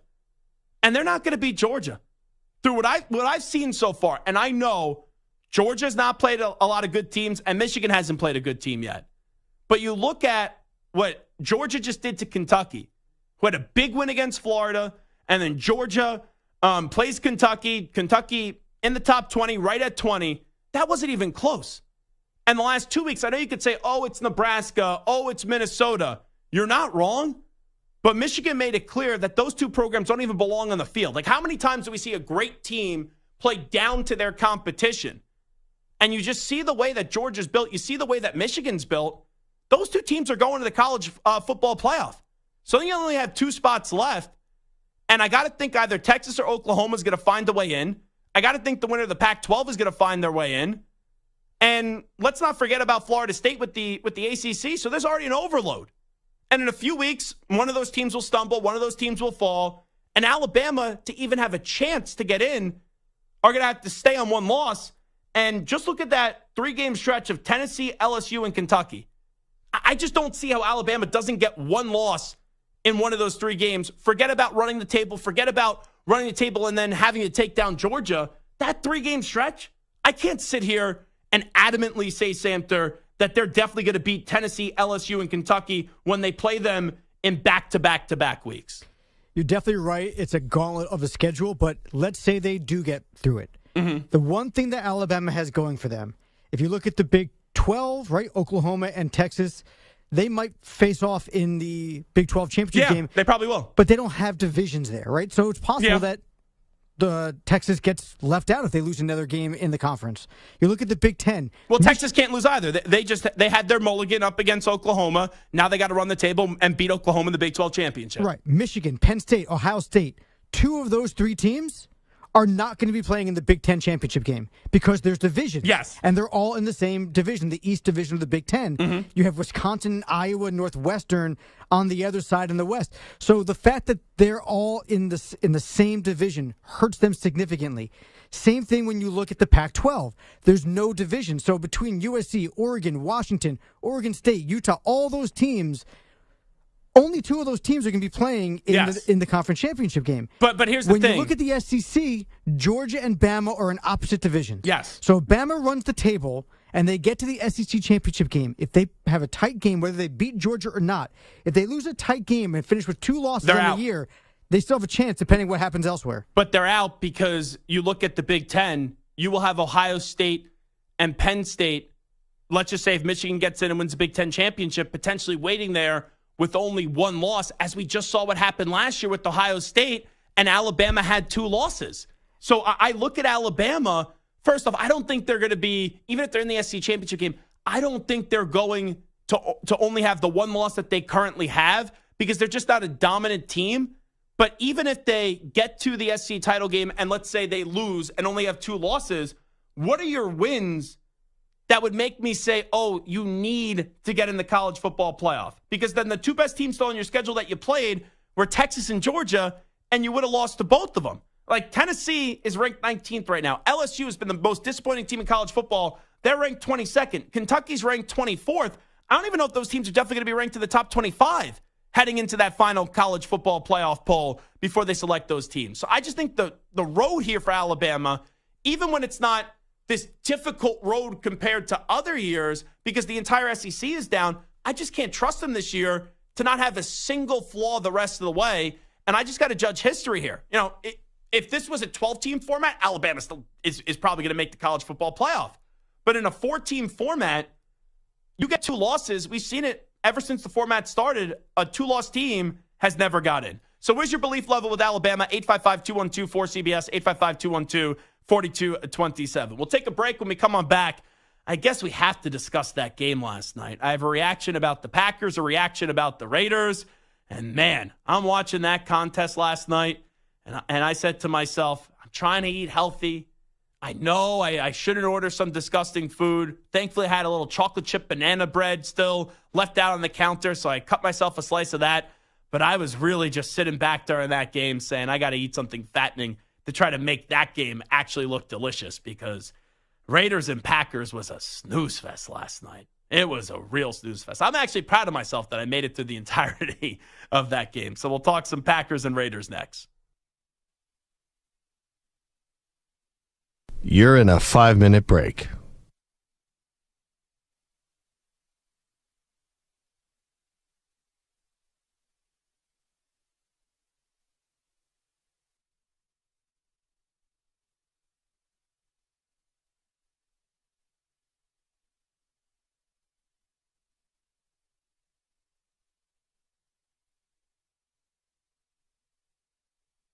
Four minutes, 30 seconds remaining.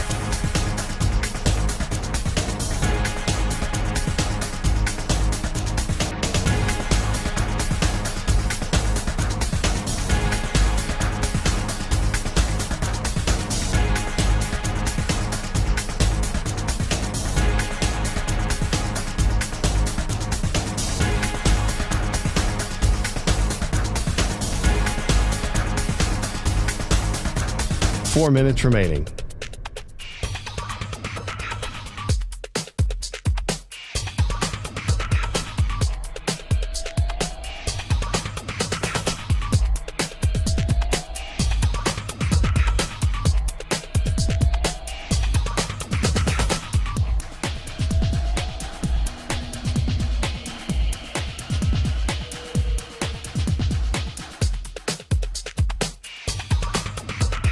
Three minutes, 30 seconds remaining.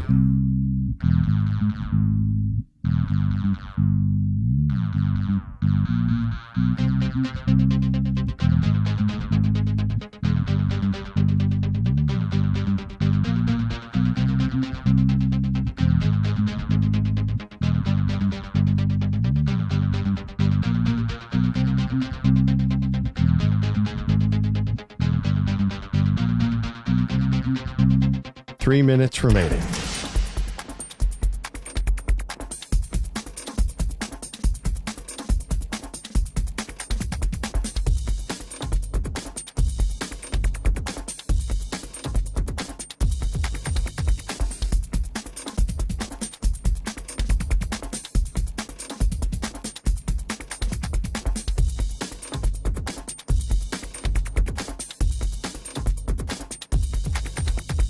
Two minutes, 30 seconds remaining.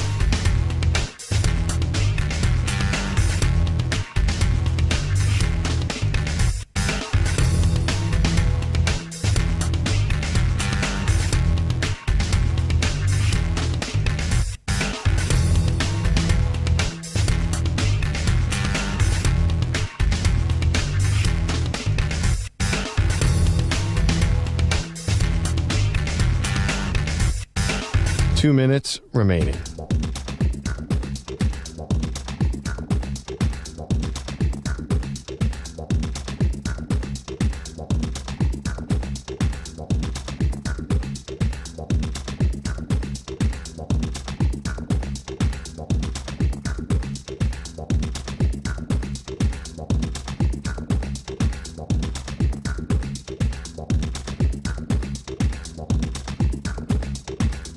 One minute, 30 seconds remaining.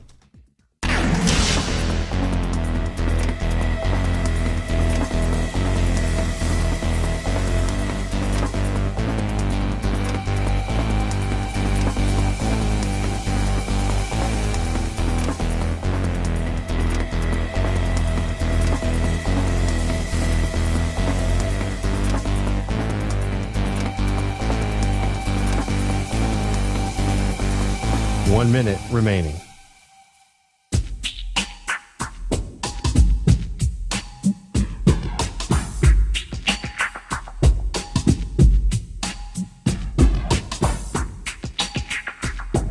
Forty-five seconds remaining.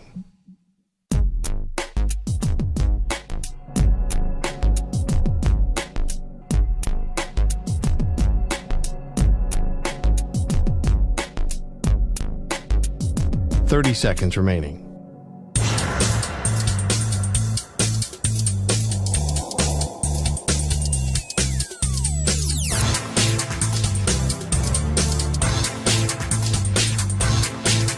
Fifteen seconds.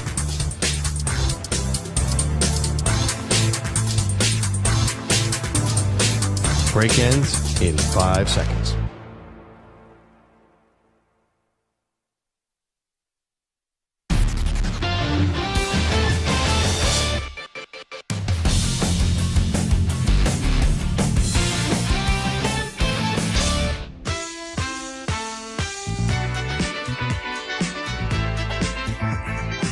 You're listening to the Zach Gelb Show. I'm going to tell you something, brother.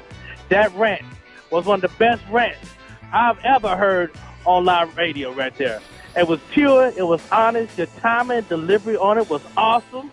When you was killing your producers, like that Reed, I hollered in my truck. I hollered. On CBS Sports Radio. This portion of the show is brought to you by Wesley Financial. Stuck in a timeshare and want out? Contact Wesley Financial Group now and get a free timeshare exit information kit at wesleyfinancialgroup.com. Stuart Kovacs, I have to ask you this, you being a Raiders fan, and just notice, yesterday, entering the game, Stu doesn't feel really good about the Raiders. He's not happy with the state of his franchise. He wears a minuscule Raiders logo. I sat in front of Stu for 2.5 hours, and I couldn't even see the Raiders logo that was on his left chest yesterday that was just isolated away in the corner. Today, as you can see on our YouTube stream, Stu has the big, obnoxious Las Vegas Raiders letters, also has the classic Raider logo, and he is all back in, I'm assuming, on his Las Vegas Raiders after that torturous game last night. If you're a Raiders fan, you're sitting back today screaming, Raiders, Raiders, and acting like a child. But for everyone else that isn't a Raiders fan, and I guess Packers fans also tortured by that as well last night, that was a brutal, brutal, brutal game to watch. Yeah, I get that. I totally see it from outsider thinking that, and I did not like watching a lot of it as well. I thought there were bits and pieces of the game that were pretty boring. By bits and pieces, I mean probably most of the game. But I'll take the win. So I look back at that game, and I had two reactions on a Raiders perspective. I still can't get over last week when they get the ball after Staley's incompetence, that they're first and goal at the 3, how they still didn't give the ball to Josh Jacobs. I guess they started to trust Josh Jacobs a little bit more in this game, but it was crazy to me how they still didn't give the ball to Josh Jacobs last week, first and goal on the 3. But the other thing that was the big topic of conversation from this one is that it was a 4-point game. It's 4th and 1. You could go put the game away with the first down. McDaniels elects to kick, that 53-yard Carlson field goal, as you're the Carlson brothers. I didn't even know they were brothers, kicking for both the Packers and the Raiders. And he misses the field goal. And every Tom, Dick, and Harry in America is like, oh, Josh McDaniels is an idiot. Josh McDaniels does something stupid again. Oh, Josh McDaniels is allergic to winning. I'm going to be honest here because I always believe in honesty. I wasn't irate about the decision. Now, I wasn't sitting there saying, kick the field goal, kick the field goal. When I was watching the game, I thought they would go for it because you put the game away and you still need a touchdown, even if, right, you don't get it. You still have to allow a touchdown. I would lean more so on the side that you go for it in that spot. But I thought as if the reaction on social media was just like a little bit blown out of proportion. And I don't even think McDaniels is a good head coach. That is clear. But because of how people are annoyed at him, because of how bad of a coach he is, I feel as if the reaction was worse than what it actually needed to be still. I agree.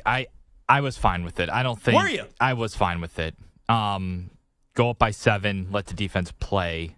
I mean, it's tough, right? Because even being up by that much, you're still in a position where the defense could ruin it for you. And as a Raider fan, that's kind of what I'm used to, right? So the field goal, I think it was... At least gets you to overtime?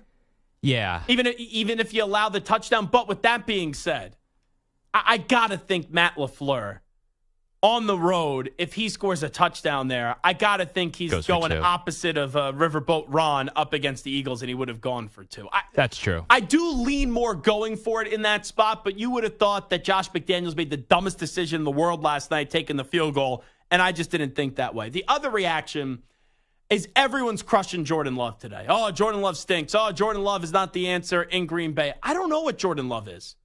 We've only seen Jordan Love start 5 games this season in the NFL. I don't care about any other games that have happened before there and the few starts that he got filling in for Aaron Rodgers when he had COVID, or when you're towards the end of the season, or if you're playing in the fourth quarter up against the Eagles, which Jordan Love did. It's almost as if it's just a product of society on social media. I don't know how much of a reflection the reaction on social media is compared to the everyday human being. because not everyone is on social media religiously during that game. And also, you may be on social media, you're just not voicing your opinion on social media. But I do feel like now a lot of times that we try to make every game as the make or break game for a young player. And when you have a young quarterback, and maybe it's just because we've been spoiled, where you saw Patrick Mahomes, his first true year as a starter, win an MVP. Lamar Jackson, first true year as a starter, win a unanimous MVP. And recent history, we get programmed to saying, if you're a young quarterback, the moment you get on the field, we know what the standard is. Jordan Love did some good things in the game. He did some bad things in the game. I think Jordan Love has some mobility. He could extend the plays.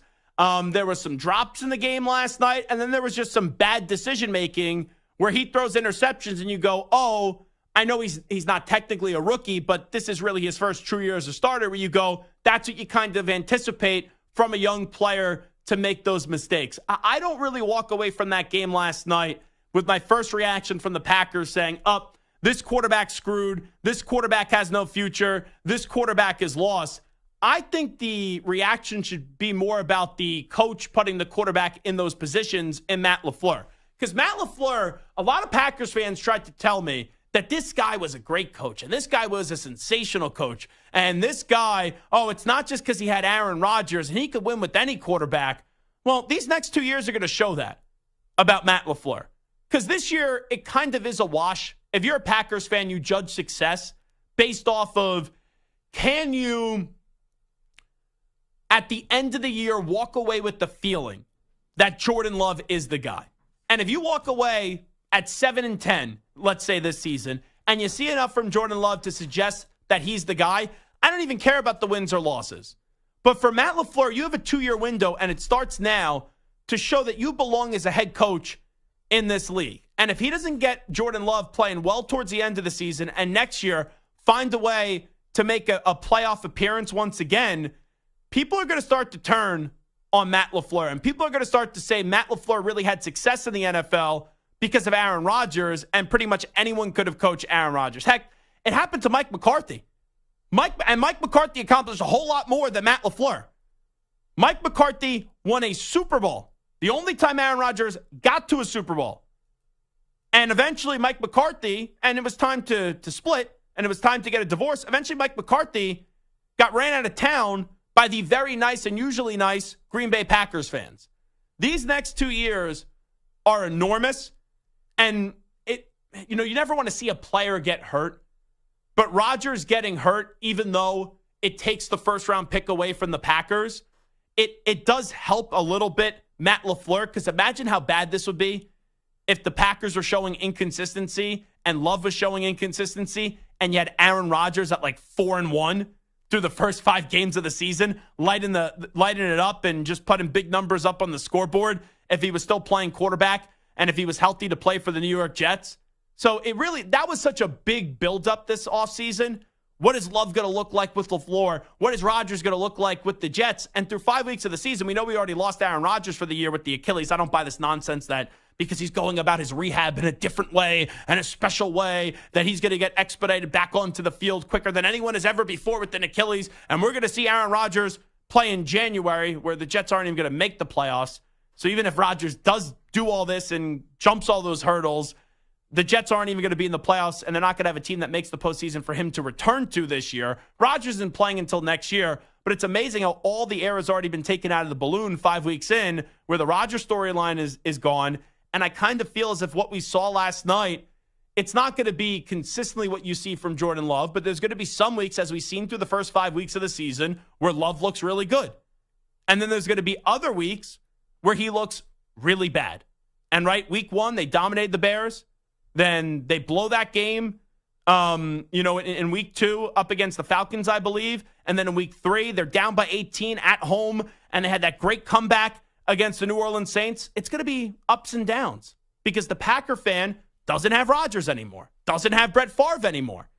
And it's not always just a given that you go from great quarterback to great quarterback after great quarterback. There's a learning curve here in the NFL. Not everyone's able to be Mahomes. Not everyone's able to be Lamar Jackson right away as well. And you're going to see some good and some bad with Jordan Love. But at the end of the season, regardless of the wins and losses are, you need to walk away just saying, I've seen more good than bad from the quarterback to make you think that he could get the job done. But the first person that people are going to turn on if Love does not work out, you could argue it's going to be Gutekunst because that was his draft pick. But you don't really see much of Gutekunst throughout the season. It's just the way that the GMs are designed, where how they barely have to talk to the media outside of trade deadline. You're going to have a lot of people that turn on Matt LaFleur because he's this offensive whisperer. He's this offensive genius, and he has to find a way to get this right. And at the end of next season, if he doesn't, you're probably going to have a complete regime change with the Green Bay Packers. Okay, we'll take a break here on CBS Sports Radio. When we come on back, we will talk with a rookie defensive tackle for the New Orleans Saints, a Clemson legend as well, and that's Bryan Bresee, who's going to join us. Saints had a big blowout victory this past weekend against the New England Patriots. They are 3-2 after 5 games on the season. What's the ceiling for the Saints this year? What can the Saints accomplish inside the NFC South and the NFC? Bryan Bresee will join us next, but first up, standing by with the latest CBS Sports Radio update, here he is, the Ackman, Rich Ackerman. CBS Sports Radio.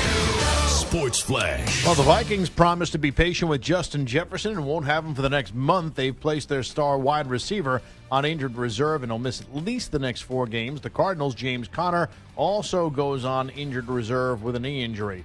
Devon Achane, strong start, has been slowed by a knee injury. He will miss a few weeks as well, while Travis Kelce practiced today with the Chiefs over short week, playing on Thursday night. The Rams have sent receiver Van Jefferson to the Falcons for a swap of late-round draft picks in 2025. The American League Division Series has resumed this afternoon. The Astros with an early 4-0 lead over the Twins after 1. Jose Abreu with a 3-run home run in the first off Sonny Gray. Christian Javier got out of a jam in the first when the Twins put men on second and third, but struck out Royce Lewis and Carlos Correa to end the inning. The second part of today's doubleheader in the AL has the 101 victory Orioles in Texas trying to stave off elimination. It'll be Dean Kramer going up against Nathan Eovaldi. I'm Rich Ackerman. CBS Sports Radio is everywhere, Perloff, at home, in your car, and, of course, on your phone and tablet. Maggie, you can find us on your local affiliate, Sirius XM Channel 158, or the free Odyssey app.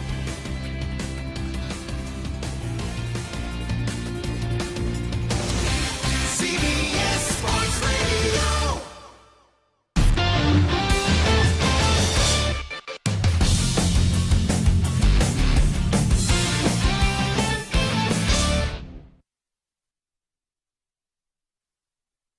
You're in a 5-minute break.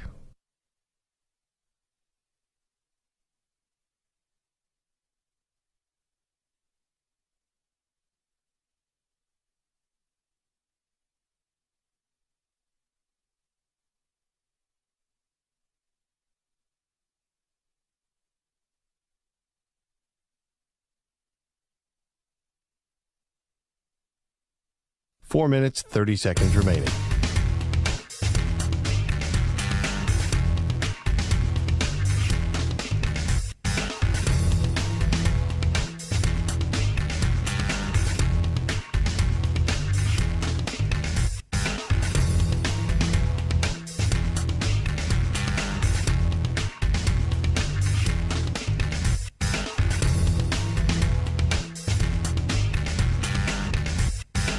Four minutes remaining.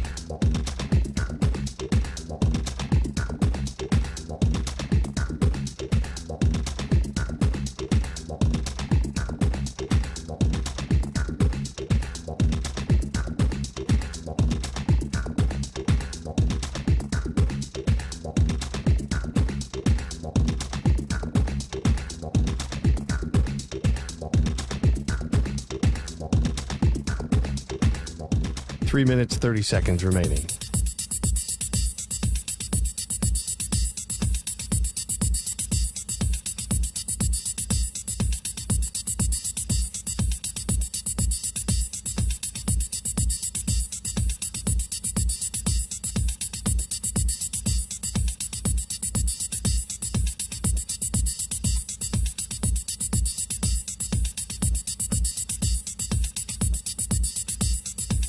Three minutes remaining.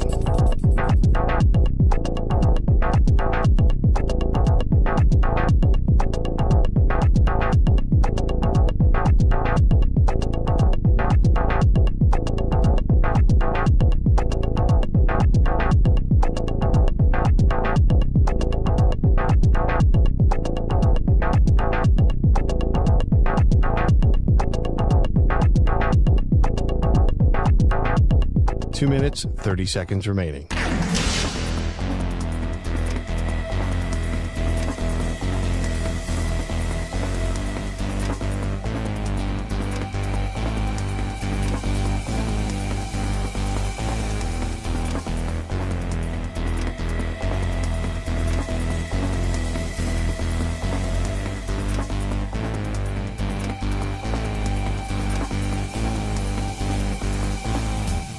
Two minutes remaining.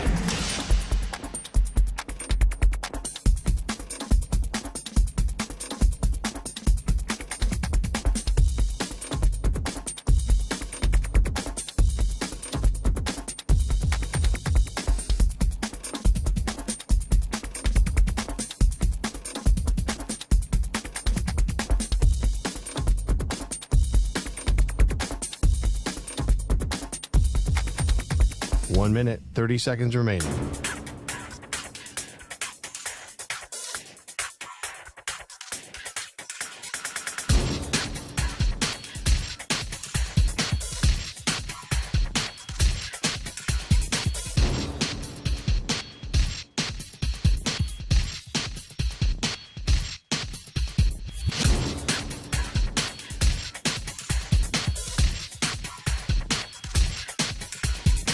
One minute remaining.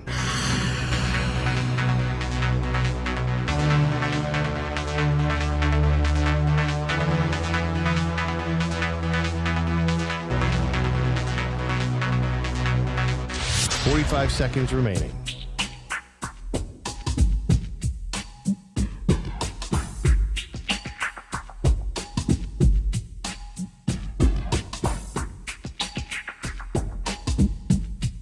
Thirty seconds remaining.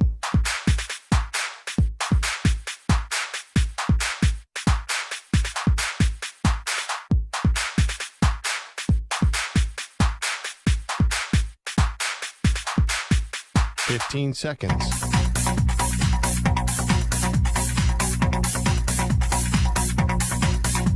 Break ends in 5 seconds.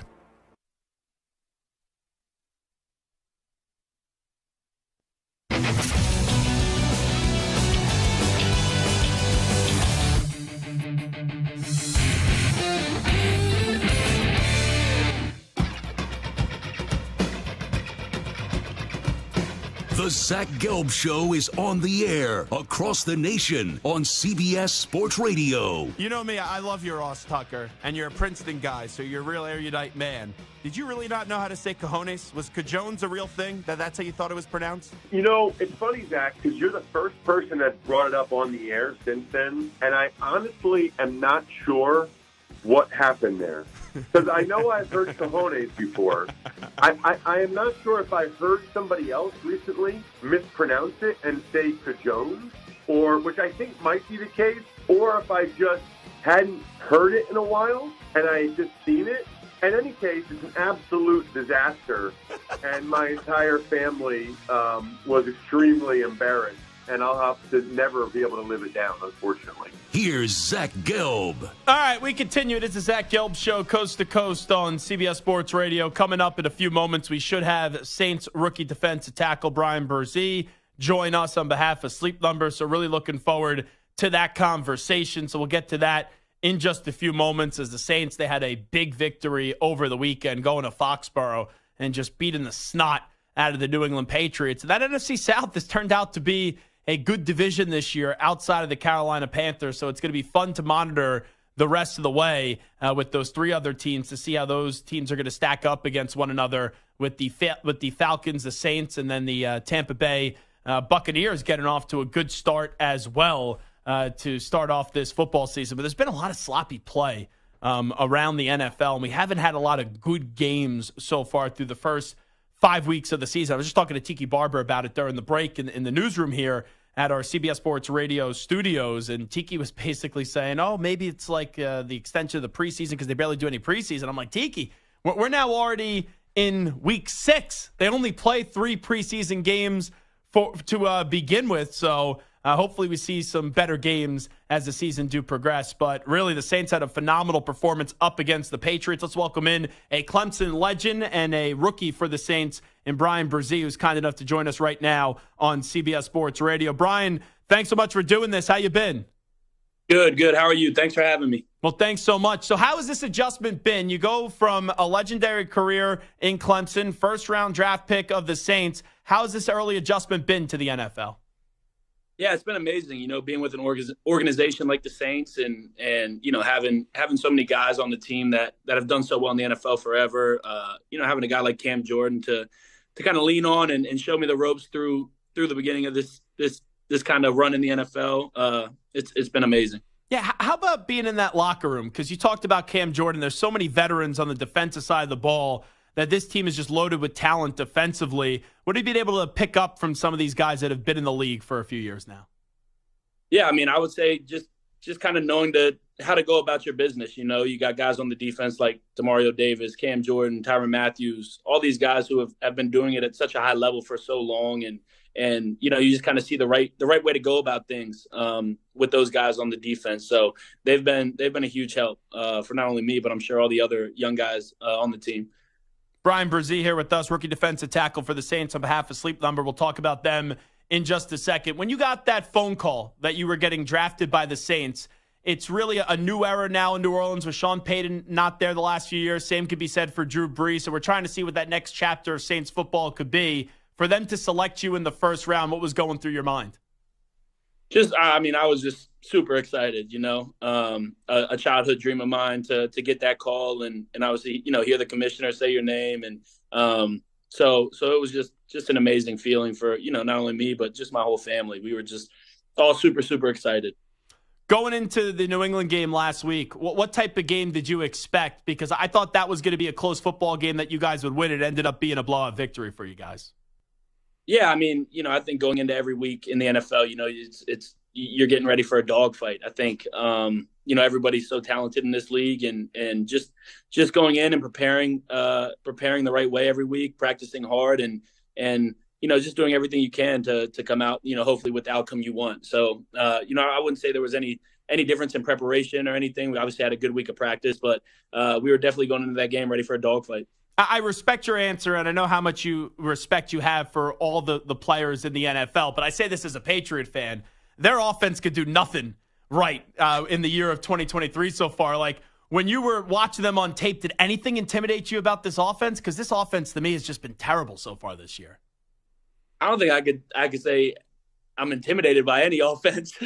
But I think, yeah, they definitely have pieces on that offense that they obviously have big play. They have a chance of big plays, and their O-line is solid. And so, I think there's definitely some bright spots on that offense. Bryan Bresee here with us. How about your quarterback in Derek Carr? I know he's playing with the injury. We know how tough Derek Carr could be. You being a rookie, what has really stood out to you about your quarterback? Yeah, I would say just that, watching him, get hurt and fight back to be ready the next week and just seeing his resilience and how positive he stayed through all that and continue to lead for not only the offense, but for the whole team. And we all definitely rally around him. I think we're all trying to figure out what the Saints could be. Before the season, a lot of people had you picked to win the division. The division's been a little bit better than what people thought it would be. You being around that team, where do you think you guys are heading this year, knowing the talent you have in that locker room?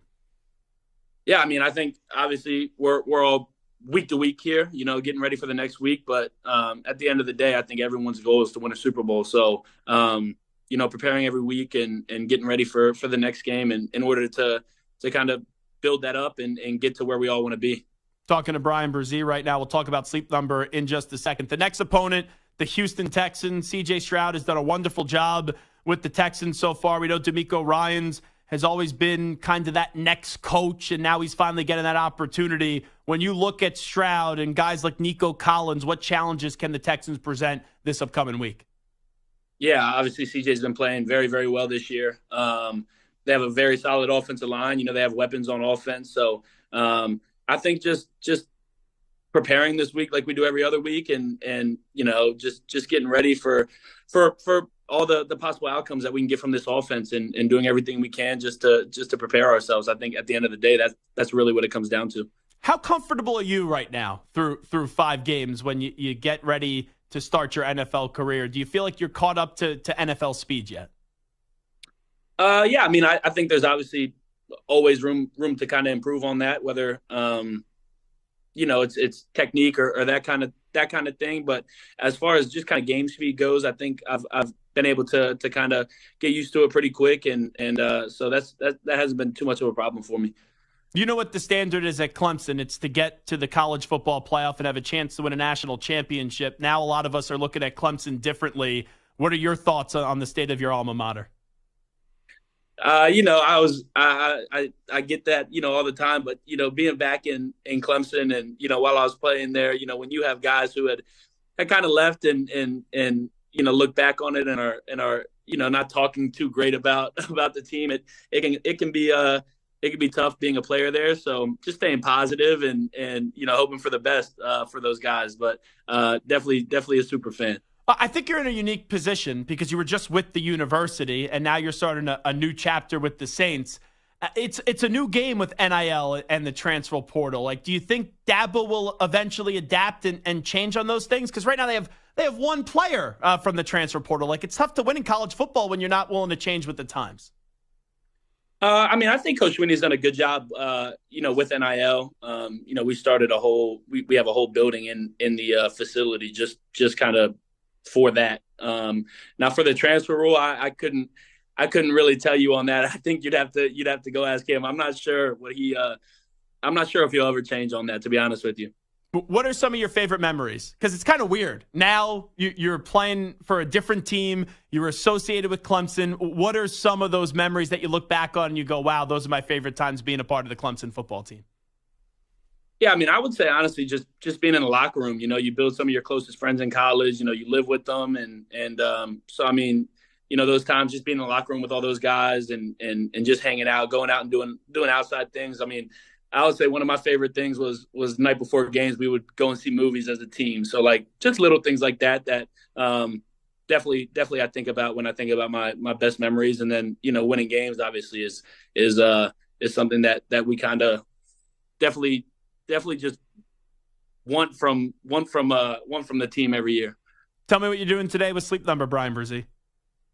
Yeah, so Sleep Number's partner, or the official partner of Crucial Catch with the NFL. So, they've done a great job raising awareness for this awful disease. Obviously, I lost my little sister to it a little over a year ago. So just being partnered with a brand like Sleep Number and seeing everything that they do for cancer and everything that they do to try to stop this disease one day has been really, really cool for me to be a part of. And they started this tool called the Defender that is on the NFL.com that you can go and do a quick test and kind of see your cancer risk. So, I think just continuing to spread awareness for cancer is something that's huge for all of us. And Sleep Number has been a great partner and somebody who's done an amazing job at doing that. To carry on your sister's legacy, what do you want people to know about your sister? She was just, amazing. Such a happy spirited person. Always had a smile on her face. Somebody that you couldn't smile. You could not smile when you were around her. So just somebody that I look back on and know how strong she was and just the grit that she had through that awful disease that she was going through and obviously somebody that we all miss every day. So. Well, nothing but the best to you and your family moving forward. Bryan Bresee, have a great rest of your rookie season. Good health to you. And thanks so much for doing this today on behalf of Sleep Number.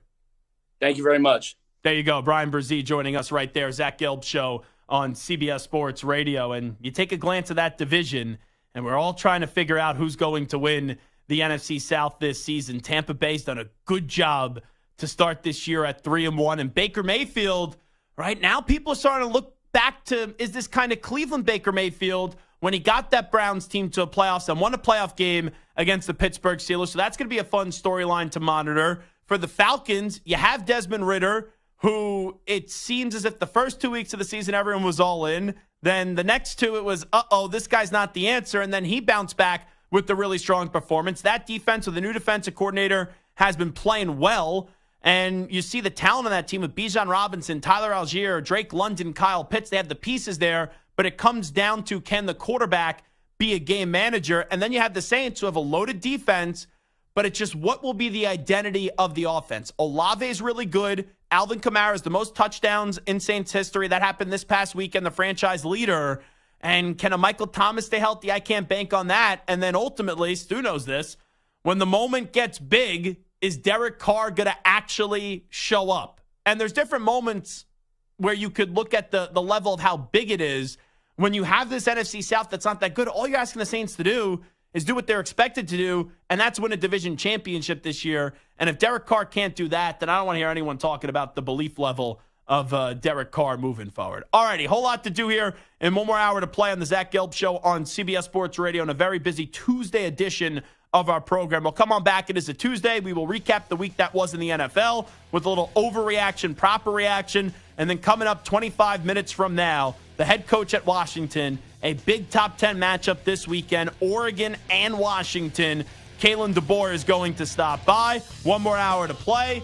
We're here at CBS Sports Radio. Get on board, 855-212-4CBS, 855-212-4227. Always give me a follow. Social media, Twitter and Instagram at Zach Gelb, ZACHGELB.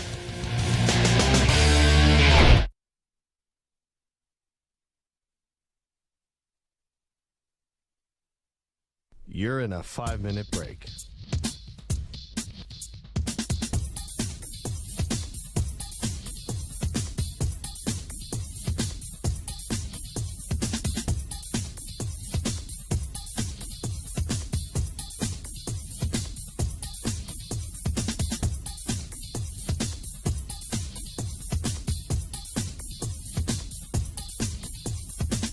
Four minutes, 30 seconds remaining.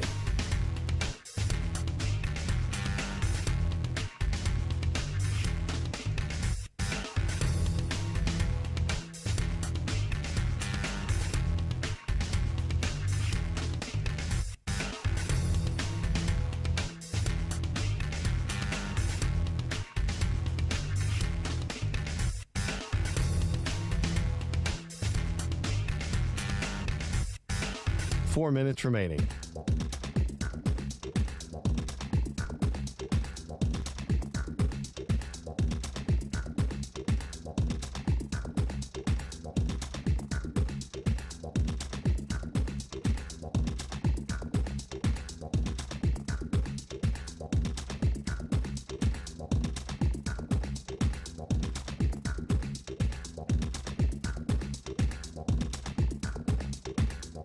Three minutes, 30 seconds remaining.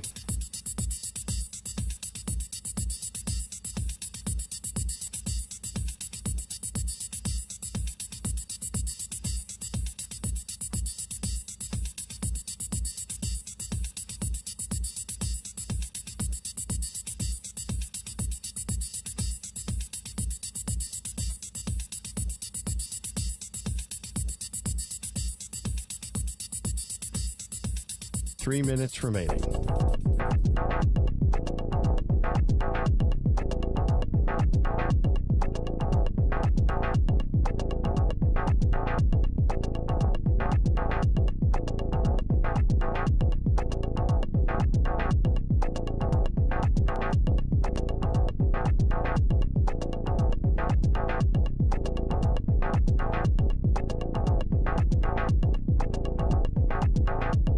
Two minutes, 30 seconds remaining.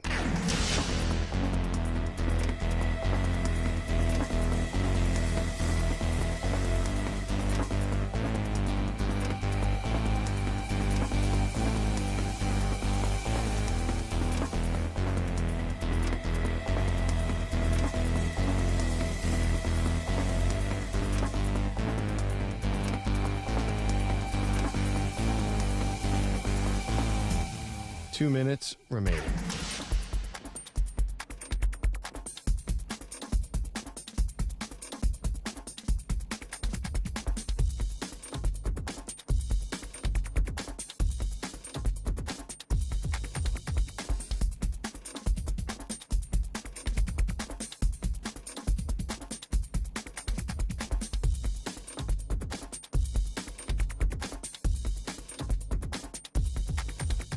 1 minute, 30 seconds remaining.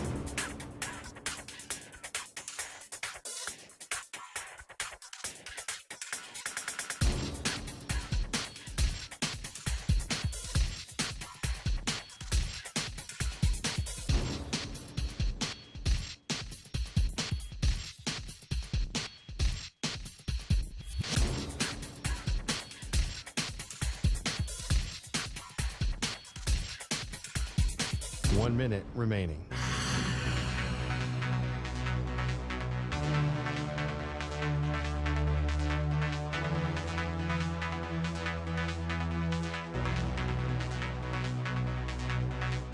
Forty-five seconds remaining.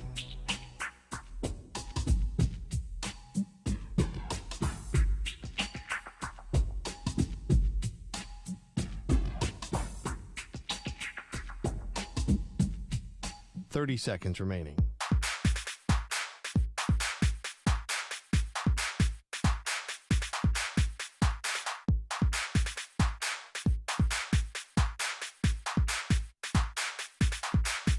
Fifteen seconds.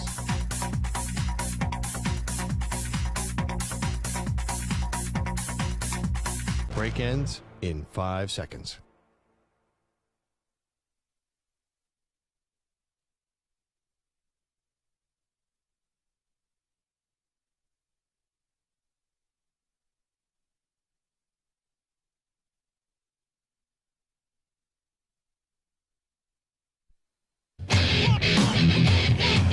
He's live. He's nationwide on CBS Sports Radio. This is the Zach Gelb Show.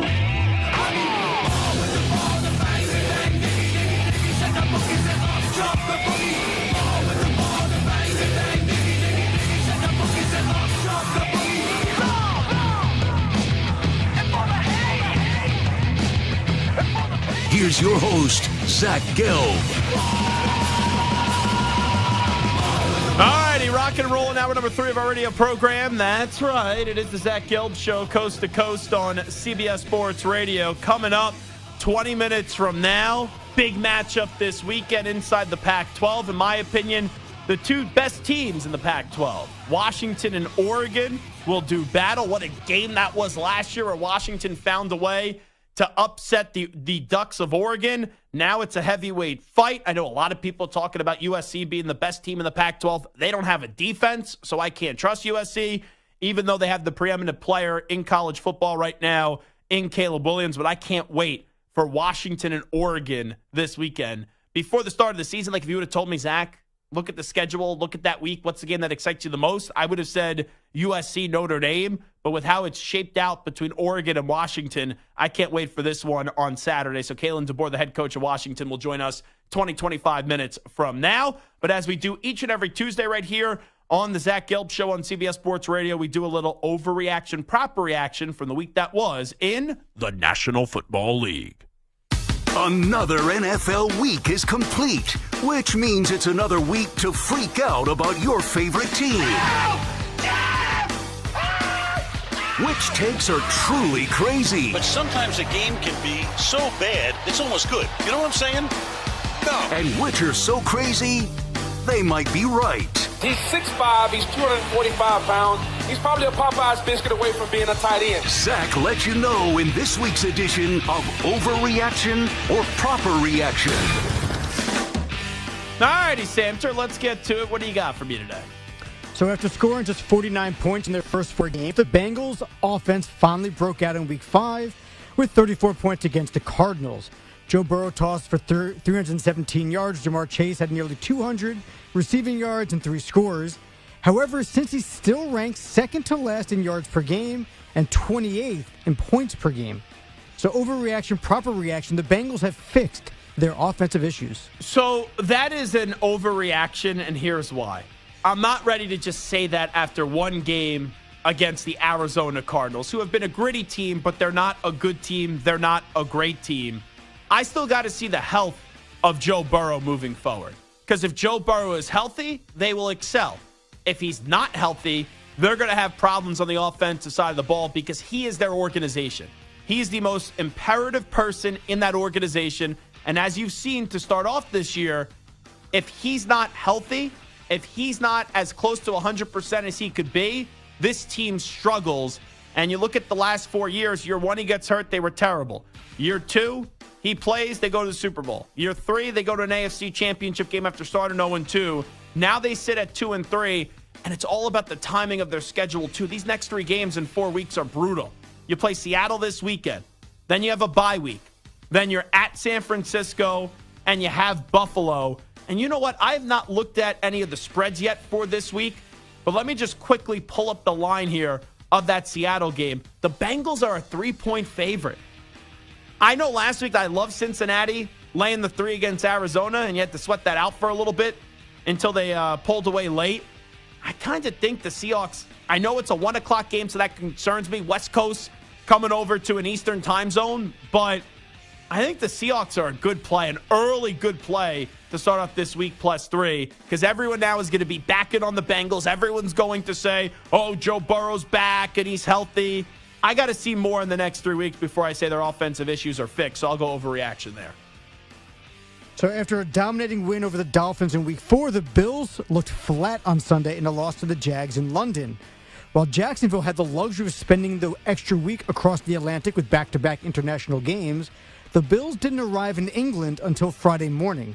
So overreaction, proper reaction, the Bills' lethargic effort was just a product of the jet lag. Oh, that's bullcrap. Now, they should have flown out there earlier in the week, but that's overreaction to me. Even if you're jet lagged, you got to show up and play better in the game. You shouldn't look incompetent. Like, if you were a little sluggish to start and then you found a way to get it done late, okay. But they were so sluggish to start that even when they started to score some points late, they were already dug too deep into a hole to climb out of it. I don't want to hear that nonsense when you start to get into travel and all that. I know what I just said about coming from the West Coast to the East Coast to play a 1 o'clock game. Just stop with that. The Buffalo Bills, I don't want to make any excuses for them. They are a Super Bowl or bust team. I don't want to hear any of this nonsense about jet lag for this game, so I would go overreaction. By the way, can I ask you a overreaction, proper reaction question here, Sam? I might actually ask it to Stu. Stu, I'm looking at the stream right now, and I see Samter's beard, and I think Samter has an elite, and I mean an elite beard. Like, we're talking Mahomes. We're talking Burrow. We're talking Josh Allen. Samter may be the most interesting man on this planet right now, and I never realized, and I see Samter like every day, even before I was doing the show, I never realized how gray the beard is for Samter. But the gray beard looks, as Larry David would say, pretty good. Overreaction, proper reaction, Samter. Samter rocks a really good gray beard. That is a proper reaction. I mean, first of all, without the beard... I was asking Stu there, not you. You're, of course, going to say yes. Well, no, I'm just going to be honest that without the beard, I'm a pretty ugly guy. When I put the beard on, I kind of look distinguished and gentlemanly. Samter, what do you think of the... or Stu, what do you think of the Samter beard? I like it. Proper reaction. It's a good beard. It has a nice color to it. He can go... I think the shaved look for Samter's good, but I like the beard look more. I'm actually really curious what you would look like clean-shaven. He's been clean-shaven recently. I'm clean-shaven 80% of the time. I don't really remember you clean-shaven. That's why you don't recognize the beard. Yeah, it's been like 4 days. This is like a 5-day beard. Wait. That's crazy. That's a 5-day beard? Maybe 6 days? This is less than a week beard. Samter, man's man. That's what I just learned right there. Okay. Man's man or hairy man, one or the other. Yeah, that's or both. true. We may have to take a field trip to Samter's shower and see how much hair is in the drain. No, you don't want to see that. Plumbing! We need to go back to the Samter residence. They probably think it's your wife, and then you're like laughing in the corner with just how much hair you have falling off your face. Let's not get started. It is not a pretty sight.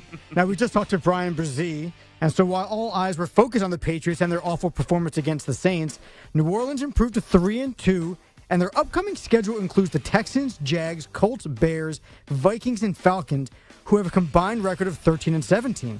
So overreaction, proper reaction, the Saints are the best team in the NFC South. That's an overreaction. The entire offseason, everyone told me the Saints were the best team, and I looked at them and I go, I just don't believe it. I would put more stock on the Bucs winning the division or the Falcons winning the division than the Saints. And I'm not saying you could even trust either of those two teams, but when you have Derek Carr as the quarterback of your team, I'm just not a believer. I think Carr is a guy that he's like a poser. He'll look really good. He'll look like he's a great quarterback. And then once he starts to have people join his army and people start to say, oh, I believe in Derek Carr, he takes a few steps back and goes to being like an average quarterback in this league. Average may win this division, but this division's better than what we thought. I will go with more of the upside of the Bucs or the Atlanta Falcons. Now, the Eagles and 49ers look like the class of the NFC, with the Lions are nipping at their kneecaps. That's a Dan Campbell reference. And drinking a lot of coffee, too. Campbell, when he got that job, was like crushing 6,000 cups of coffee a day and saying he was going to bite off everyone's kneecap. And right now, they're biting off kneecaps left and right. They're sitting at 4-1 with their only loss coming into overtime to the Seahawks, who are pretty decent as well. The offense is unsurprisingly humming, scoring the 4th most points in the NFL. But the defense, that's where the difference has been. They've been solid, sitting 6th in the NFL in yards allowed. So overreaction, proper reaction. The Lions are legit threats to the Eagles and 49ers in the NFC. So the Lions haven't won the NFC North since 1993. They're going to win the NFC North this year. They haven't won a playoff game since 1991. Lomas Brown, former Lions offensive lineman, now part of their radio broadcast. He told me before the start of the season this year would be a disappointment if the Lions didn't win a playoff game. And I'm like, hold on, a disappointment? You make the playoffs? You're going to tell me Lions fans are going to be bitching and complaining? Like, stop that nonsense. But he's ended up being right. They got to win a playoff game this year. Now, with that being said, as fun of a story as the Lions are and how much we all want to root for the Lions to do well, they're not threats to the Eagles or 49ers. The Eagles and 49ers have more talent on both sides of the ball, but I will say this. Aiden Hutchinson continues to show why the Jaguars got it wrong, where he should have been the number 1 overall pick over Trayvon Walker. Aiden Hutchinson has like 4 or 5 interceptions already to start off his career, and he had that one-handed interception the other week. He is an athletic freak. He is just so good. That defense, they need to play at that level that they did the other day for them to have a chance against the Eagles and 49ers, but Jared Goff is a very good quarterback. I don't know if he's great. I like Amon-Ra St. Brown. Now you got Jamison Williams there. They've been good with the changes in the run game, and we haven't even really seen much of Jahmyr Gibbs. Montgomery's been good for them, but the Eagles and 49ers are just different animals this year when you look at them compared to the Lions. So I'll still go Eagles and 49ers being that much better than Detroit. So you ask me overreaction, proper reaction. The Lions are threats to the Eagles and 49ers. For now, I will say overreaction. While leading the NFL in rushing in both 2019 and 2020, Derrick Henry averaged a massive 23 carries a game from 2019 through 2022 and has finally shown signs of slowing down a bit. And also, he should have had another touchdown pass last week. He had one 2 weeks ago. He had DeAndre Hopkins, and I guess he got a little bit too excited because he threw the ball just a bit too high for DeAndre Hopkins. Well, that's why he plays running back and not quarterback. But he's been a pretty good thrower of the football. He had a touchdown pass in the Ravens game in the playoffs a few years ago. This is very true. Now, through 5 games so far this year on the ground where his specialty is, the 29-year-old Henry is 11th in yards, averaging a career-low 3.8 yards a carry. Overreaction, proper reaction, the Titans to trade Derrick Henry this season. So this is a proper reaction because I do believe he's a free agent at the end of the year. But I'm actually surprised that Derrick Henry hasn't requested a trade by now. Because I said at the moment when the Eagles traded for A.J. Brown, we were doing the show at the draft, and I believe it was Las Vegas that year. And I sat there and I said, if I'm Derrick Henry, the Titans are about to fall back. They're about to regress. You need to go on out and request a trade if they're giving up on A.J. Brown and they're saying we're not going to pay A.J. Brown. That's not a team that's ready to go win a Super Bowl. And we know the state of the running back position and how the shelf life of running backs is not very long. And Henry, for the most part, other than last year, has done a good job staying healthy. If I was him, I would want to split. And if I'm Tennessee, I want to get something back for him. Like, could you imagine? I know we float the Bills out there a lot, and give credit, James Cook has done a nice job this year when they've used him. And we just did this recently with McCaffrey. Imagine if the Bills could go get Derrick Henry if Tennessee is out of it. Or if there's a team in the NFC that could go get a trade and make it happen for him. Like, how about the Eagles with Howie Roseman? I know DeAndre Swift's done a nice job, but if you get Derrick Henry, hello, that would be a monster play. So if I'm Tennessee, I would say it's time to move on from Derrick Henry, not because he can't play anymore. The guy could still be a dominant back. We saw it 2 weeks ago. But you're not going to be contenders again anytime soon. And Tennessee needs to change a lot with what they do in their organization. Ryan Tannehill's not the guy. Hopkins has been good for them, but he's not a long-term answer. And how many more effective years does Derrick Henry have? You have a good head coach. You got to get that coach more talent. But I think it's time to go ship out Derrick Henry somewhere for the remaining 2 years of his career and get something back for him. So you asked me, Tennessee should trade Derrick Henry this season. I would say that is a proper reaction. If I'm Derrick Henry, I would want that trade as well. Hey, real quickly in the chat, I thought that this was a very interesting comment by Aaron Wilson. He said, all right, Gelb looks like a high school history teacher that knows a lot about sports. Very relatable. He's growing on me. I know I'm in a button down today because I did TV earlier today via SNY and the New York Post. Do I give off teacher vibes when I'm sitting here? You know what probably doesn't help? I have the binder because they give me all these reads for all of our great sponsors on the show. And I have this binder here, which makes me look even more like a high school teacher. Stu, do I give you off high school history teacher vibes here? You don't. I don't see it. Stu's basically saying that I'm an idiot and a moron and a dope, and I can never be a teacher. That's what Stu's can never pass thinking. as a teacher. Never, ever. Samter, do you see the history teacher vibes that I'm potentially giving off? You are missing the plaid jacket with the tweed on the leather, elbows? Yeah, the leather elbows. I'm not seeing English teacher. I'm seeing, maybe Wall Street bro. With the Wall Street bro. Yeah, I see that more than the teacher. button-down shirt with the one button undone on the top, no jacket, kind of So casual, I look like a douchey frat kid? Yeah.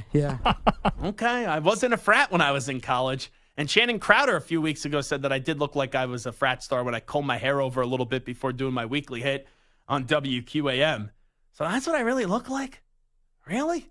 I look like a Wall. I guess it's not the worst thing in the world to look like a Wall Street person. I will, though, admit, though, if I was not in sports media, I would have been a teacher. I've always had a passion to teach. If I was not involved in this business, let's say if I was a failure in this business, my career would have been going back to school to get the degrees that you need. And I kind of lived the lifestyle of C's get you degrees, so maybe I wouldn't be a good teacher. And I think I would teach like gym. I think I'd be a gym teacher because that's fun. That is fun. And I guess if I had to teach an actual subject, maybe English, but I don't write all that well. No, that's about right. If I could see you being a teacher in any way, it would be a gym teacher. I took a sports literature class in high school, and it was basically just watch movies. We watched Blue Chips, which is a phenomenal sports movie, and you would watch all these great sports movies. So that's probably the kind of teacher that I would be. All righty, we'll take a break here on the Zach Gelb Show on CBS Sports Radio. When we come on back, big matchup this weekend out west in the Pac-12. It's Washington, it's Oregon, and the head football coach of Washington is Kalen DeBoer, friend of the show. He will join us when the Zach Gelb Show comes on back in 5 minutes. You're in a 5-minute break.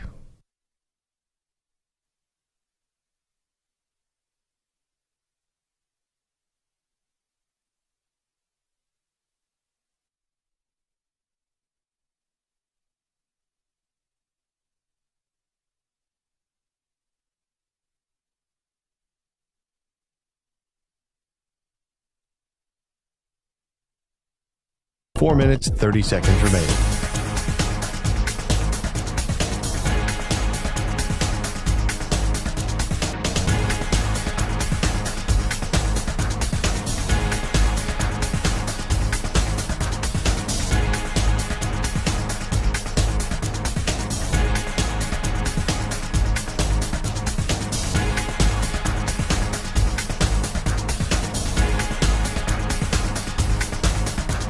Four minutes remaining.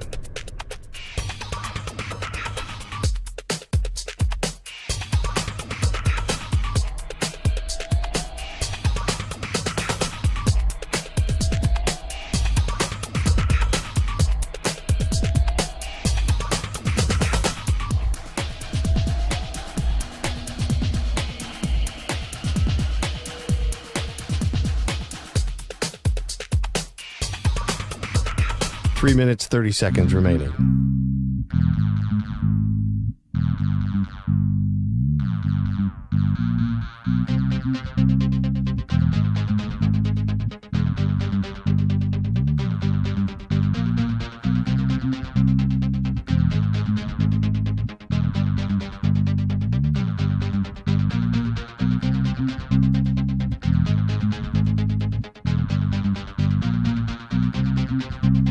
3 minutes remaining.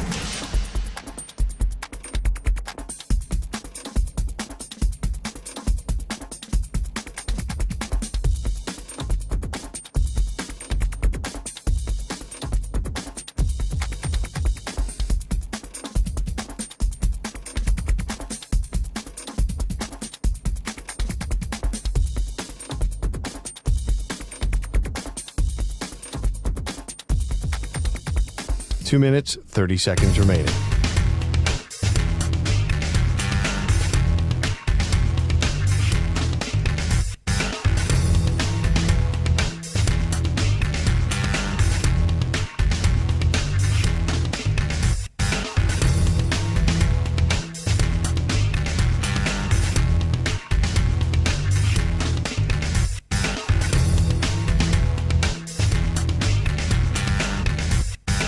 Two minutes remaining.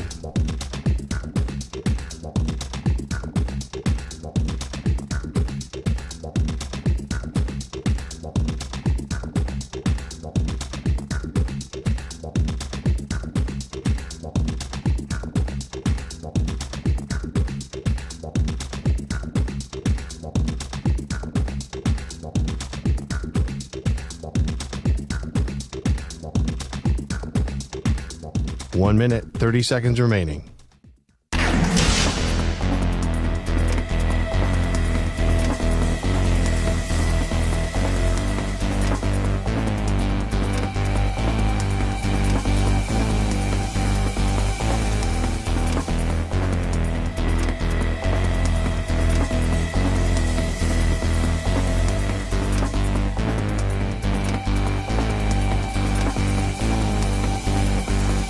One minute remaining.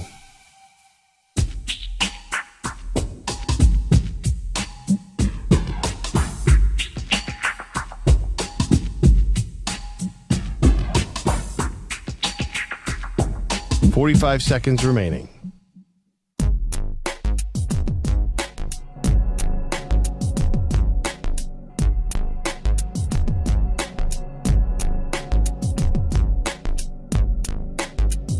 .30 seconds remaining.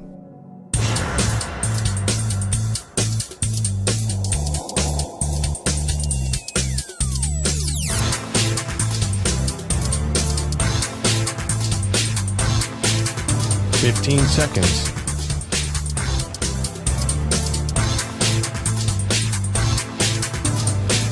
Break ends in 5 seconds.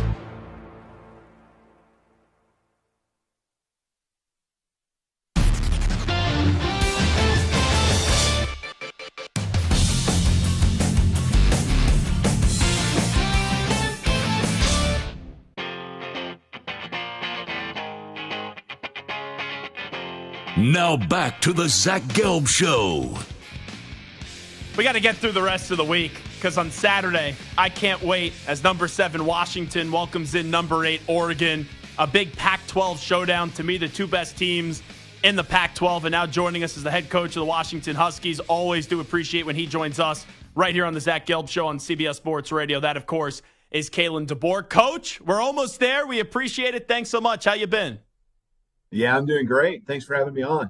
So you guys are coming off a bye. Oregon's coming off a bye as well. And this almost has to be torturous with the build-up to this game and how long you guys have had to wait to play this one coming up on Saturday.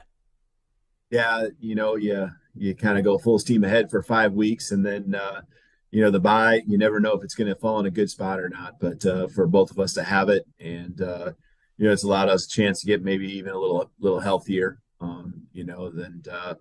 The hype and all the excitement for the fans, all 2 weeks, they get to enjoy all that. So it's fun. I know you like to keep it real, but a lot of times coaches say it's a normal week. It's just 1 week of the entirety of the season. You know how big of a game this is. How do you kind of keep things normal, knowing where this game and what this game is going to mean for both programs?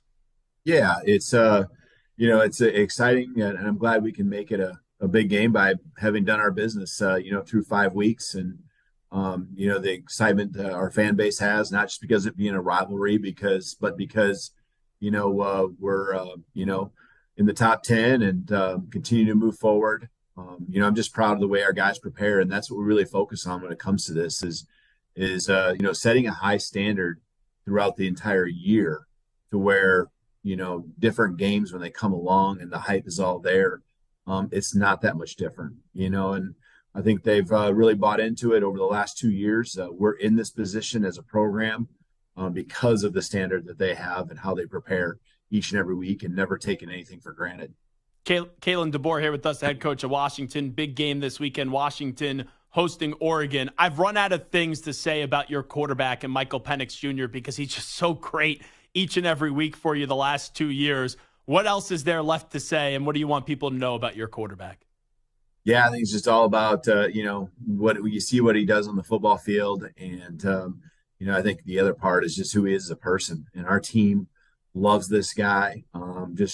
He came in with this humble just attitude, wanting to fit in, and just, has really taken us to these crazy high heights, last year. And then the decision to come back again, and the team and everyone just continued to believe in him and deciding, if there was opportunities to maybe enter the portal or go to, the NFL. A lot of these guys really choosing to stay. And, here we are, 5 weeks in, and he's out in the community doing different types of things to support, different charities, on top of just being a great teammate each and every day. I know you had previous familiarity with him, but with how it's played out over the last 2 years, does this surprise you to the level he's been able to take his game?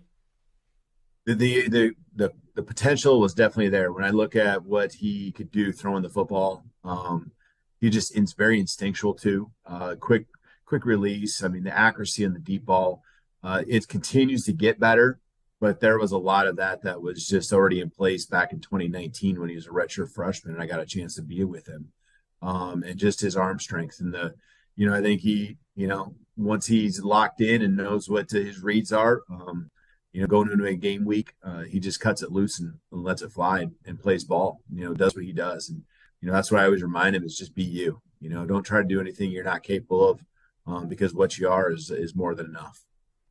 We're very simple in what we do on radio shows where we break it down coaches and we pretty much break it down quarterbacks. It's always the biggest topic of conversations. This quarterback matchup, though, the stories are phenomenal where Michael Penix and Bo Nix both were before getting to Oregon and Washington and both playing at elite level. We talked about your quarterback. Now, how about the quarterback you're going up against on Saturday? What stands out to you with what Bo Nix has been able to do so far? Yeah, I mean, I think you first just look at the number of games and the experience factor, right? And that's what we got going for us. And that's certainly something you have a lot of respect for when it comes to Bo Nix. And, there's just things you go through when you play a lot of games and play in big games. And so he's done that. There's a skill set, obviously, that covers a lot of different ranges from throwing to running and, doing a good job of executing their offense. So, he's done an amazing job again this year on top of what he did a year ago, even with a new, offensive coordinator. Does last year's game at all matter when we look at the game this year? Is there anything you could take from it? Motivation maybe on the Oregon side as well, or is that just a lot of things that we talk about and you kind of throw it out the window? It's a new year.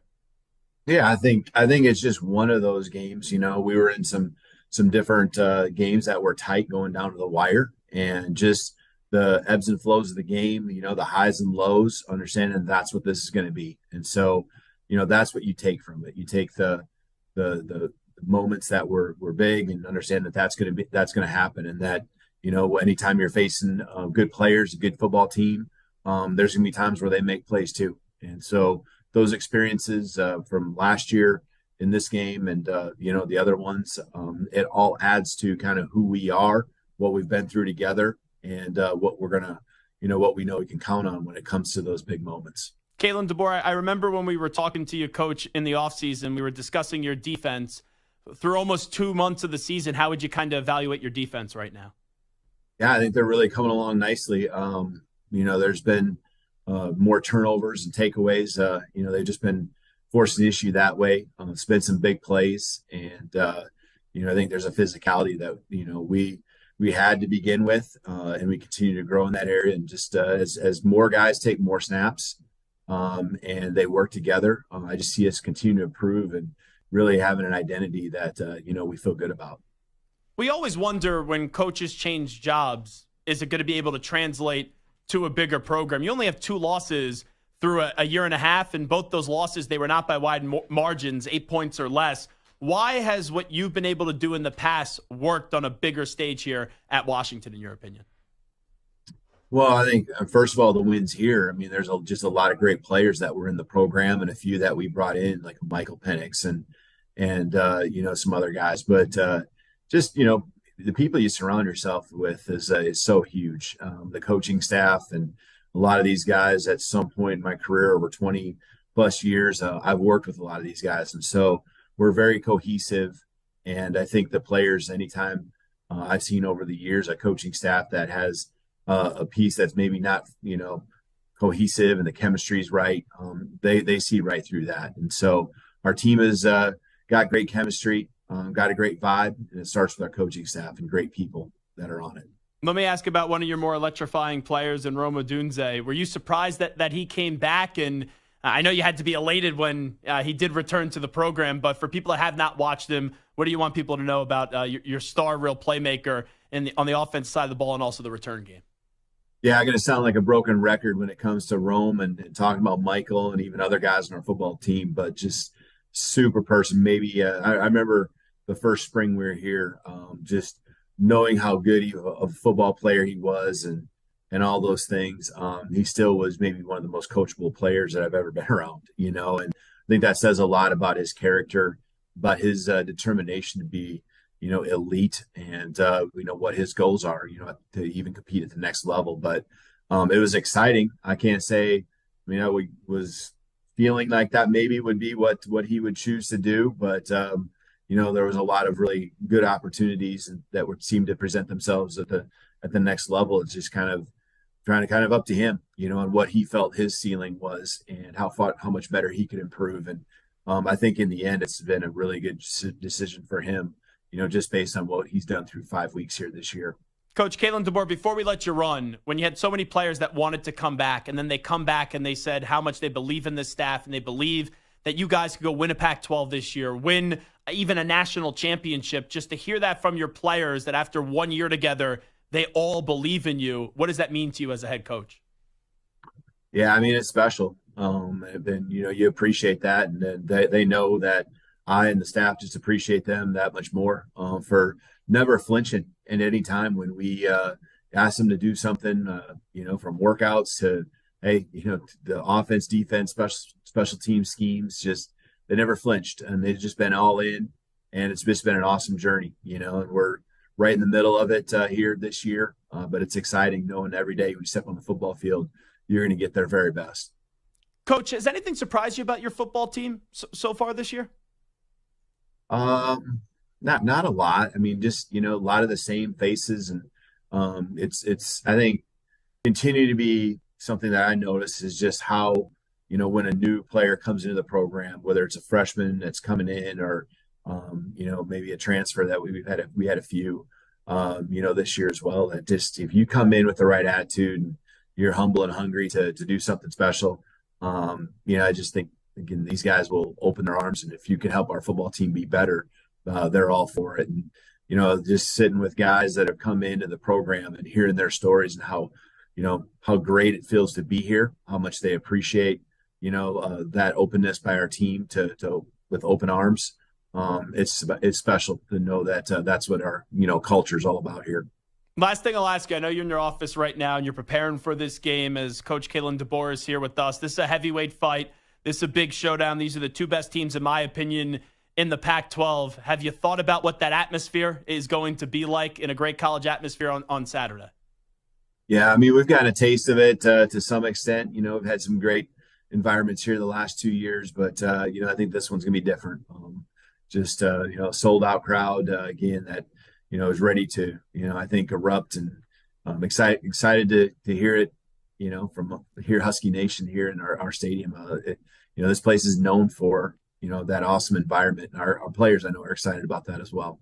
Well, Coach, always appreciate your time. Good luck. I'll let you get back to preparation. We do appreciate you joining us today for a few minutes.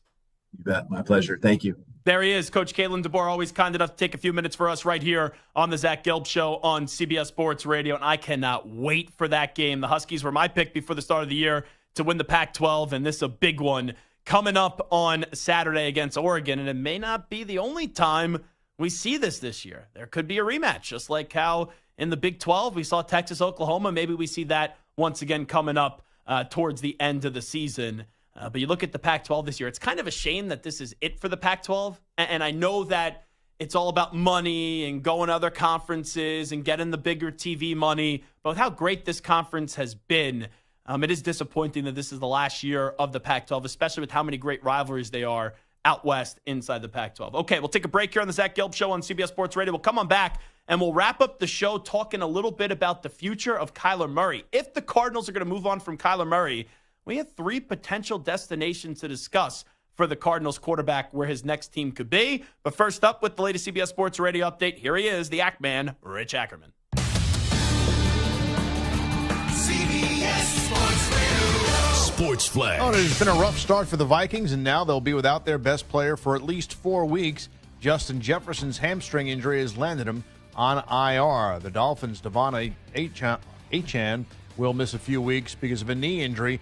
An encouraging sign for the Chiefs today with Travis Kelce back at practice, though on a limited basis, ahead of the team's Thursday night matchup. The Rams have traded Van Jefferson to the Falcons for a swap of 6th and 7th rounders in 2025, and the Cardinals have placed James Conner on IR with a knee injury. Brendan Malone, who was the first head coach of the Toronto Raptors, has passed away at the age of 81. After a terrific turnaround that led to 101 wins, the Orioles' great season is in jeopardy of ending in a crushing way. They try to stave off elimination tonight in Texas. After a pair of losses in Baltimore, it'll be Dean Kramer going up against Nathan Eovaldi. Right now in Minnesota, the Astros have added to their lead. It's 5-0 in the top of the 5th. Also, Alex Bregman with a home run to extend that lead after Jose Abreu, a 3-run shot in the first. And the NHL season is now underway with the Predators and Lightning a few minutes in the first period and scoreless. I'm Rich Ackerman. Hey, it's Amy Lawrence. Be sure to listen to CBS Sports Radio at home. Just ask Alexa to play CBS Sports Radio. CBS Sports Radio.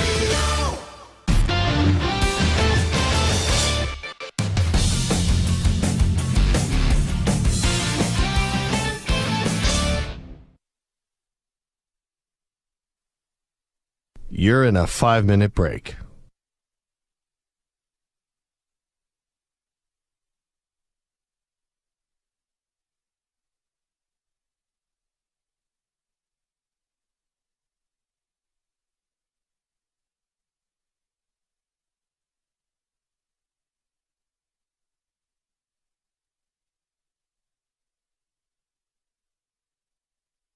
Four minutes, 30 seconds remaining.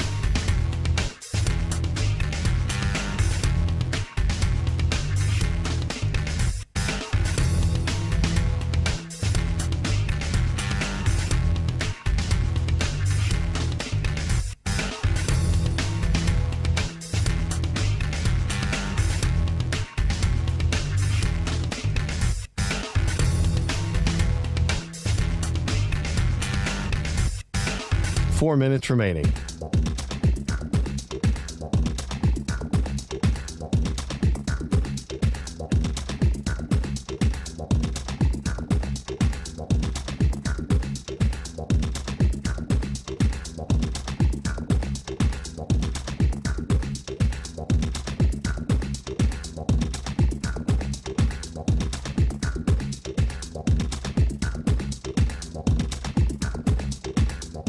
Three minutes, 30 seconds remaining.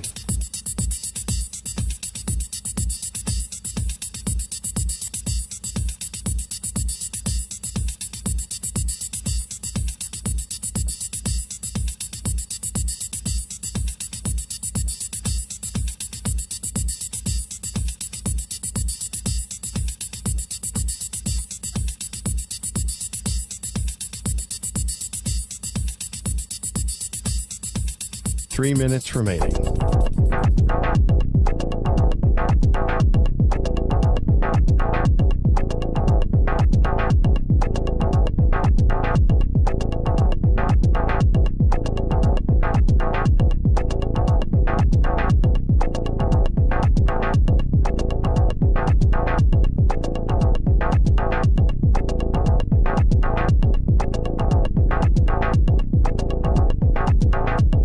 2 minutes, 30 seconds remaining.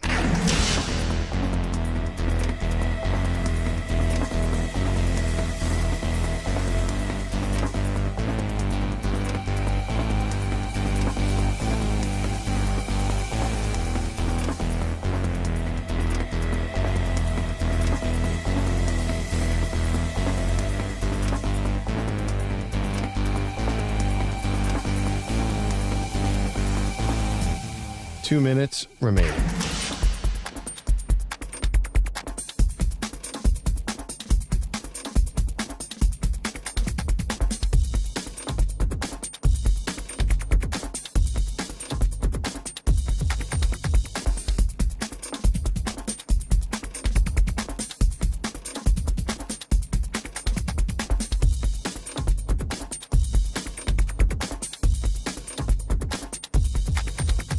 One minute, 30 seconds remaining.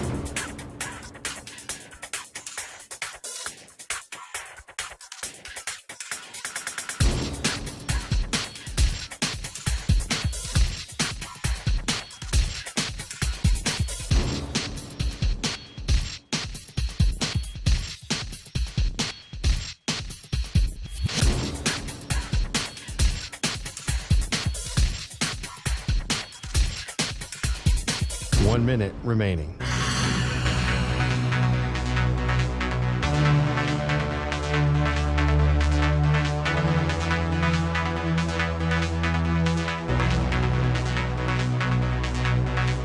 Forty-five seconds remaining.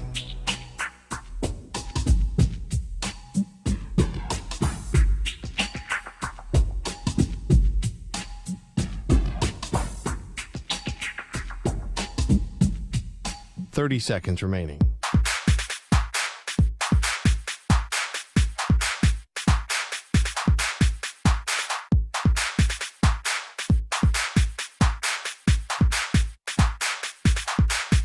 Fifteen seconds.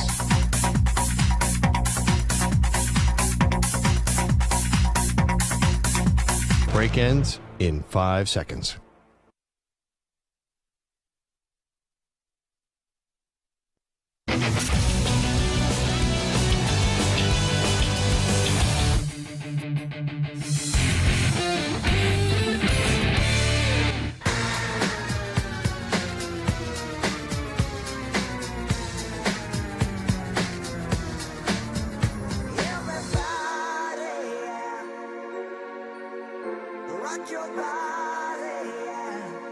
Hey, this is Howie. And this is Nick from the Backstreet Boys. And you're listening to the Zach Gelb Show on CBS Sports Radio. And guess what?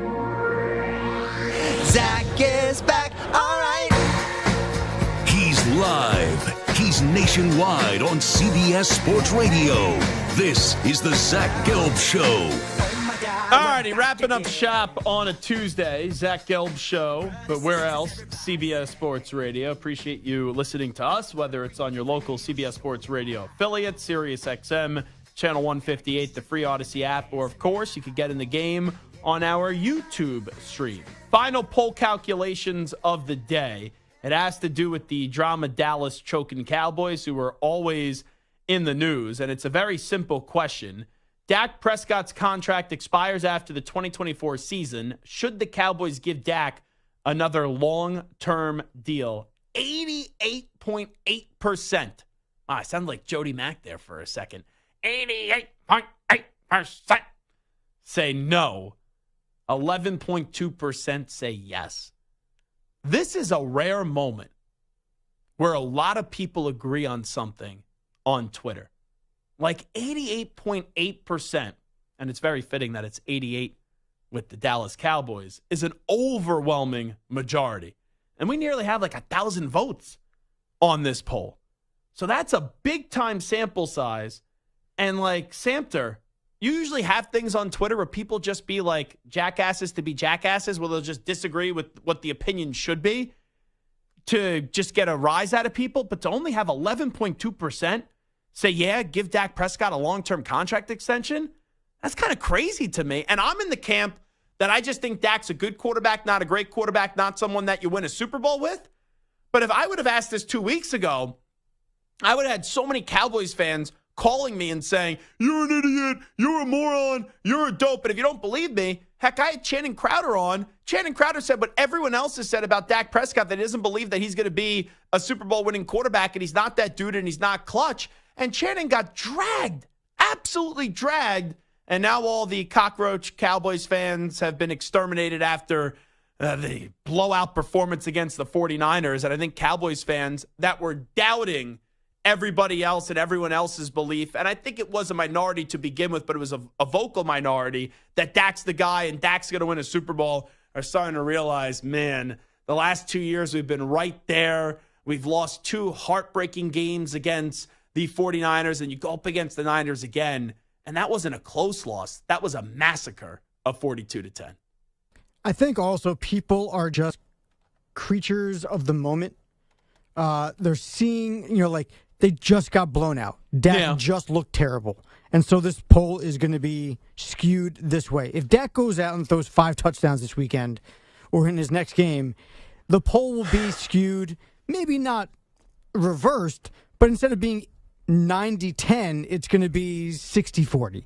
Yeah, people are prisoners of the moment, and I think that right now Dak just got his ass handed to him against the team that they're going to have to go through probably in order to get to a Super Bowl. And so he looked really bad, and people are just doubting him right now. I don't think that Dak is necessarily the answer at quarterback, but could the Cowboys win a Super Bowl with Dak Prescott? Absolutely. So I don't think they can, and here's why. I think the Cowboys, as I said earlier, suck in this good but not great team. And the quarterback sets the tone 9 times out of 10 for most organizations. And now we're seeing like the entire team just be a good, not great team. I need someone that's going to elevate my team and set a certain standard of greatness. And don't get me wrong, Dak Prescott's a great dude. Dak Prescott off the field is like everything that you want in a franchise quarterback. But inside the locker room, I'm sure Dak has good relationships with these teammates. But when you're just like kind of dragged and known as that guy that's a good quarterback and not a great quarterback, it's one thing to talk positively if you're a teammate of Dak Prescott. But I need a great quarterback in there to demand greatness from everybody else. And unfortunately, I just think it's because Dak's ceiling is only being a really good quarterback until they bring in a great quarterback. I'm not going to believe that this team is ever going to get the job done. Like, even if you're right, where I'm with you in terms of the Cowboys still going to have a really damn good record at the end of the regular season. We've seen that the last 2 years, them be back-to-back seasons of 12 wins. But there is nothing after that loss to the 49ers that the Cowboys could do the rest of the season, even still with having to play the Eagles twice, and they usually play the Eagles well, that will alter my stance of I believe the Cowboys are a contender. Make me say those words, that the Cowboys are a contender, the Cowboys are a team that I could trust, because we've just seen it the last 2 years where people have bought in. People have praised the defense. People said, oh, wow, this offense is looking good. Even when Cooper Rush had to fill in and he didn't lose a game, and there was belief the last 2 years, but when you then start to show signs that you're slipping and you're regressing against a team that you were close the 2 previous years to in the 49ers, until they win 3 straight games in the playoffs and go to the Super Bowl, I'm just not going to believe this team's going to the Super Bowl. Listen, they have to prove it in order to convince us. I agree, but there have been much worse quarterbacks who have won Super Bowls. Obviously, they've always had great defenses. This Cowboys defense, obviously, they got slapped around by a great 49ers team who's loaded everywhere, offensively and defensively. Quarterback Brock threw Purdy 3 picks, though. Proving to be maybe more than just a system QB that we thought. Fair. But this is a good enough defense that without Trayvon Diggs getting hurt, maybe this team could be good enough defensively to overcome some of the Dak Prescott deficiencies on offense. But they're not the early 2000 Tampa Bay Buccaneers. They're not the early 2000 Baltimore Ravens. Those defenses that won with Brad Johnson and Trent Dilfer, as good as the Cowboys defense is, don't have performances 42-10 like what we saw from the 49ers. And that's what I'm saying. In order to win with Dak, just because he has limitations of being a good quarterback, you need to be like all-time great on the other side of the ball. And yeah, the Cowboys look all-time great when they're going up against Mac Jones, Zach Wilson, and Daniel Jones. But when they go up against Debo and Kittle and McCaffrey and Purdy and Ayuk and Trent Williams, that defense was horrible. And you know what's really annoying me with the Cowboys? It's a lack of accountability. Micah Parsons is your alpha. I know that Dak Prescott is your quarterback, but Micah Parsons is your alpha. I want to just let me play this one more time, Stu. I know what we played yesterday with Micah Parsons where he's like, oh, it's not as bad as what the score looks. We're only a few plays away. It's 42-10, bro. But this was Micah Parsons on his podcast the other day, doubling down on this and not being happy with George Kittle, who was wearing a F Dallas shirt, and he kind of issued a warning shot to Kittle the next time these two teams play. I just feel like he's making it way more personal than it had to be. Kittle's my guy, but I'm going to say this. Laugh now, cry later. We got something for that. Just trust. If we see them again, just trust. And we're going to put it just like that. I ain't going to put too much on it. You're going to make it personal? We can make it personal. That's cool. Samter, let's just say we got into a fight, and I beat the living snot out of you. Which would happen. It would, but okay. I know you could have this tough guy energy here. If we got into a fight, Samter's having two black and blue eyes. He's having a broken arm and a broken leg. But, like, if you want to think you beat me in a fight, that's fine. But let's just say we got into a fight, and you were just, like, destroyed all over the place, broken arm, broken leg, black and blue eyes. And then you get on your podcast the next day and go, oh, that's Zach Gelb. He wore an F. Michael Samter shirt, and if I see him again, he should watch out. That's like the least intimidating thing ever. And that's from Micah Parsons, who's a dog, who's an alpha, who's an intimidating, just defensive masterpiece in the NFL. And if I'm the 49ers, I'm looking like Micah Parsons as if he's like the big bulldog that has like a high-pitched bark pretty much right there. Because what is that barking doing when you just lost 42-10? And last time I checked, Micah Parsons was on the field on Sunday Night Football. I love Micah Parsons, but he sounds weak and lame there. Got something for that. Just trust. I will say this, though. The only way to beat your Goliath, if you're David, is to believe that you can beat Goliath. And so at least Micah Parsons is believing it. Whether or not it actually could come to fruition, he seems to actually believe it. And listen, you don't get to the NFL by not being the best and being a dog and being confident and being cocky. Yeah. Right? Whether you get your butt whipped or not, these guys think they can beat anybody. And any given week, listen, we've seen it. The Cardinals beat the Cowboys. We've seen bad teams beat good teams. Yeah, but this is coming right off losing 42-10. Save it for the rematch, the hype speak. Not right after you just got destroyed and punched in the mouth and you really have no leg to stand on. Billy Wolf says in the stream, Gelb would break his hands on that lovely Samter beard. Maybe your beard is your best weapon there, Samter. It definitely protects the face from the blows that will be coming, pounding and raining down upon me. You're not wrong there. Real quickly, Dan Graziano recently said the outside speculation from other teams is that the Cardinals will likely move on after this season with their quarterback, Kyler Murray. But there are common sense reasons to speculate that way. That is from NFL Insider with ESPN, Dan Graziano. Just if, we saw the Cardinals at the end of the year say goodbye to Kyler Murray, which it's not as if it's a ridiculous statement because it's something we talked about. The only thing is, though, we all thought the Cardinals would definitely have a top 5 pick. I know they only have one win on the season. I don't know if they're definitely going to have a top 5 pick. And you need to maybe be a top 3 pick to get 2 of the top quarterbacks here. And the other thing is, I know they have the Texans pick too from the Will Anderson trade. The Texans are looking like a solid team as well. So I think it determines ultimately what it comes down to where the Cardinals are drafting. If you could get Caleb Williams, you're going to draft Caleb Williams and say, Kyler Murray, don't let the door hit you with a good Lord split you. But if you don't get Caleb Williams, it's going to determine what their evaluation is on Shedeur Sanders if he leaves his dad at Colorado, Coach Prime. Drake May, who's right now at UNC. Michael Penix Jr., as Coach Kalen DeBoer just joined us, and the other top quarterbacks of this draft class. But if the Cardinals fall in love with someone or if they get Caleb Williams, I think 3 teams would be fascinated to see if they take a shot at Kyler Murray. The Falcons, if it doesn't work out with Desmond Ridder, they have a lot of talent in Atlanta, and they need a quarterback. And I don't know if Kyler can be a great quarterback, but we know he could be a good quarterback. I think he has to put in more work to become a great quarterback. The Minnesota Vikings, Kirk Cousins in the final year of his contract. And Samter threw out this one to me.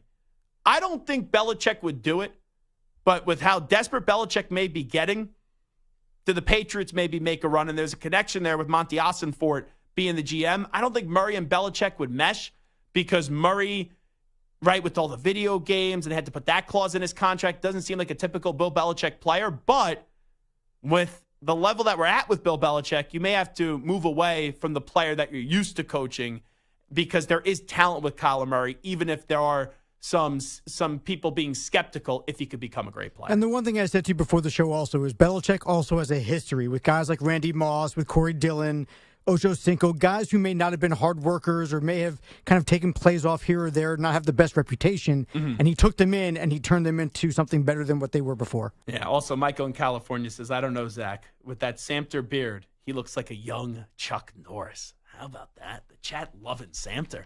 All righty, that concludes this Tuesday edition of the Zach Gelb Show on CBS Sports Radio. I'd like to thank Bryan Bresee for joining us, Saints rookie defensive lineman, Clemson legend, and also Kalen DeBoer as we inch closer and closer to that big game, Washington going up against Oregon this weekend. I'd like to thank everyone in the chat. I'd like to thank all the listeners as well. We'll be back tomorrow. It's 3 p.m. Eastern, noon Pacific. Samter Stu, great job as always. I'm Zach Gelb. I'm out. Bye-bye. Peace!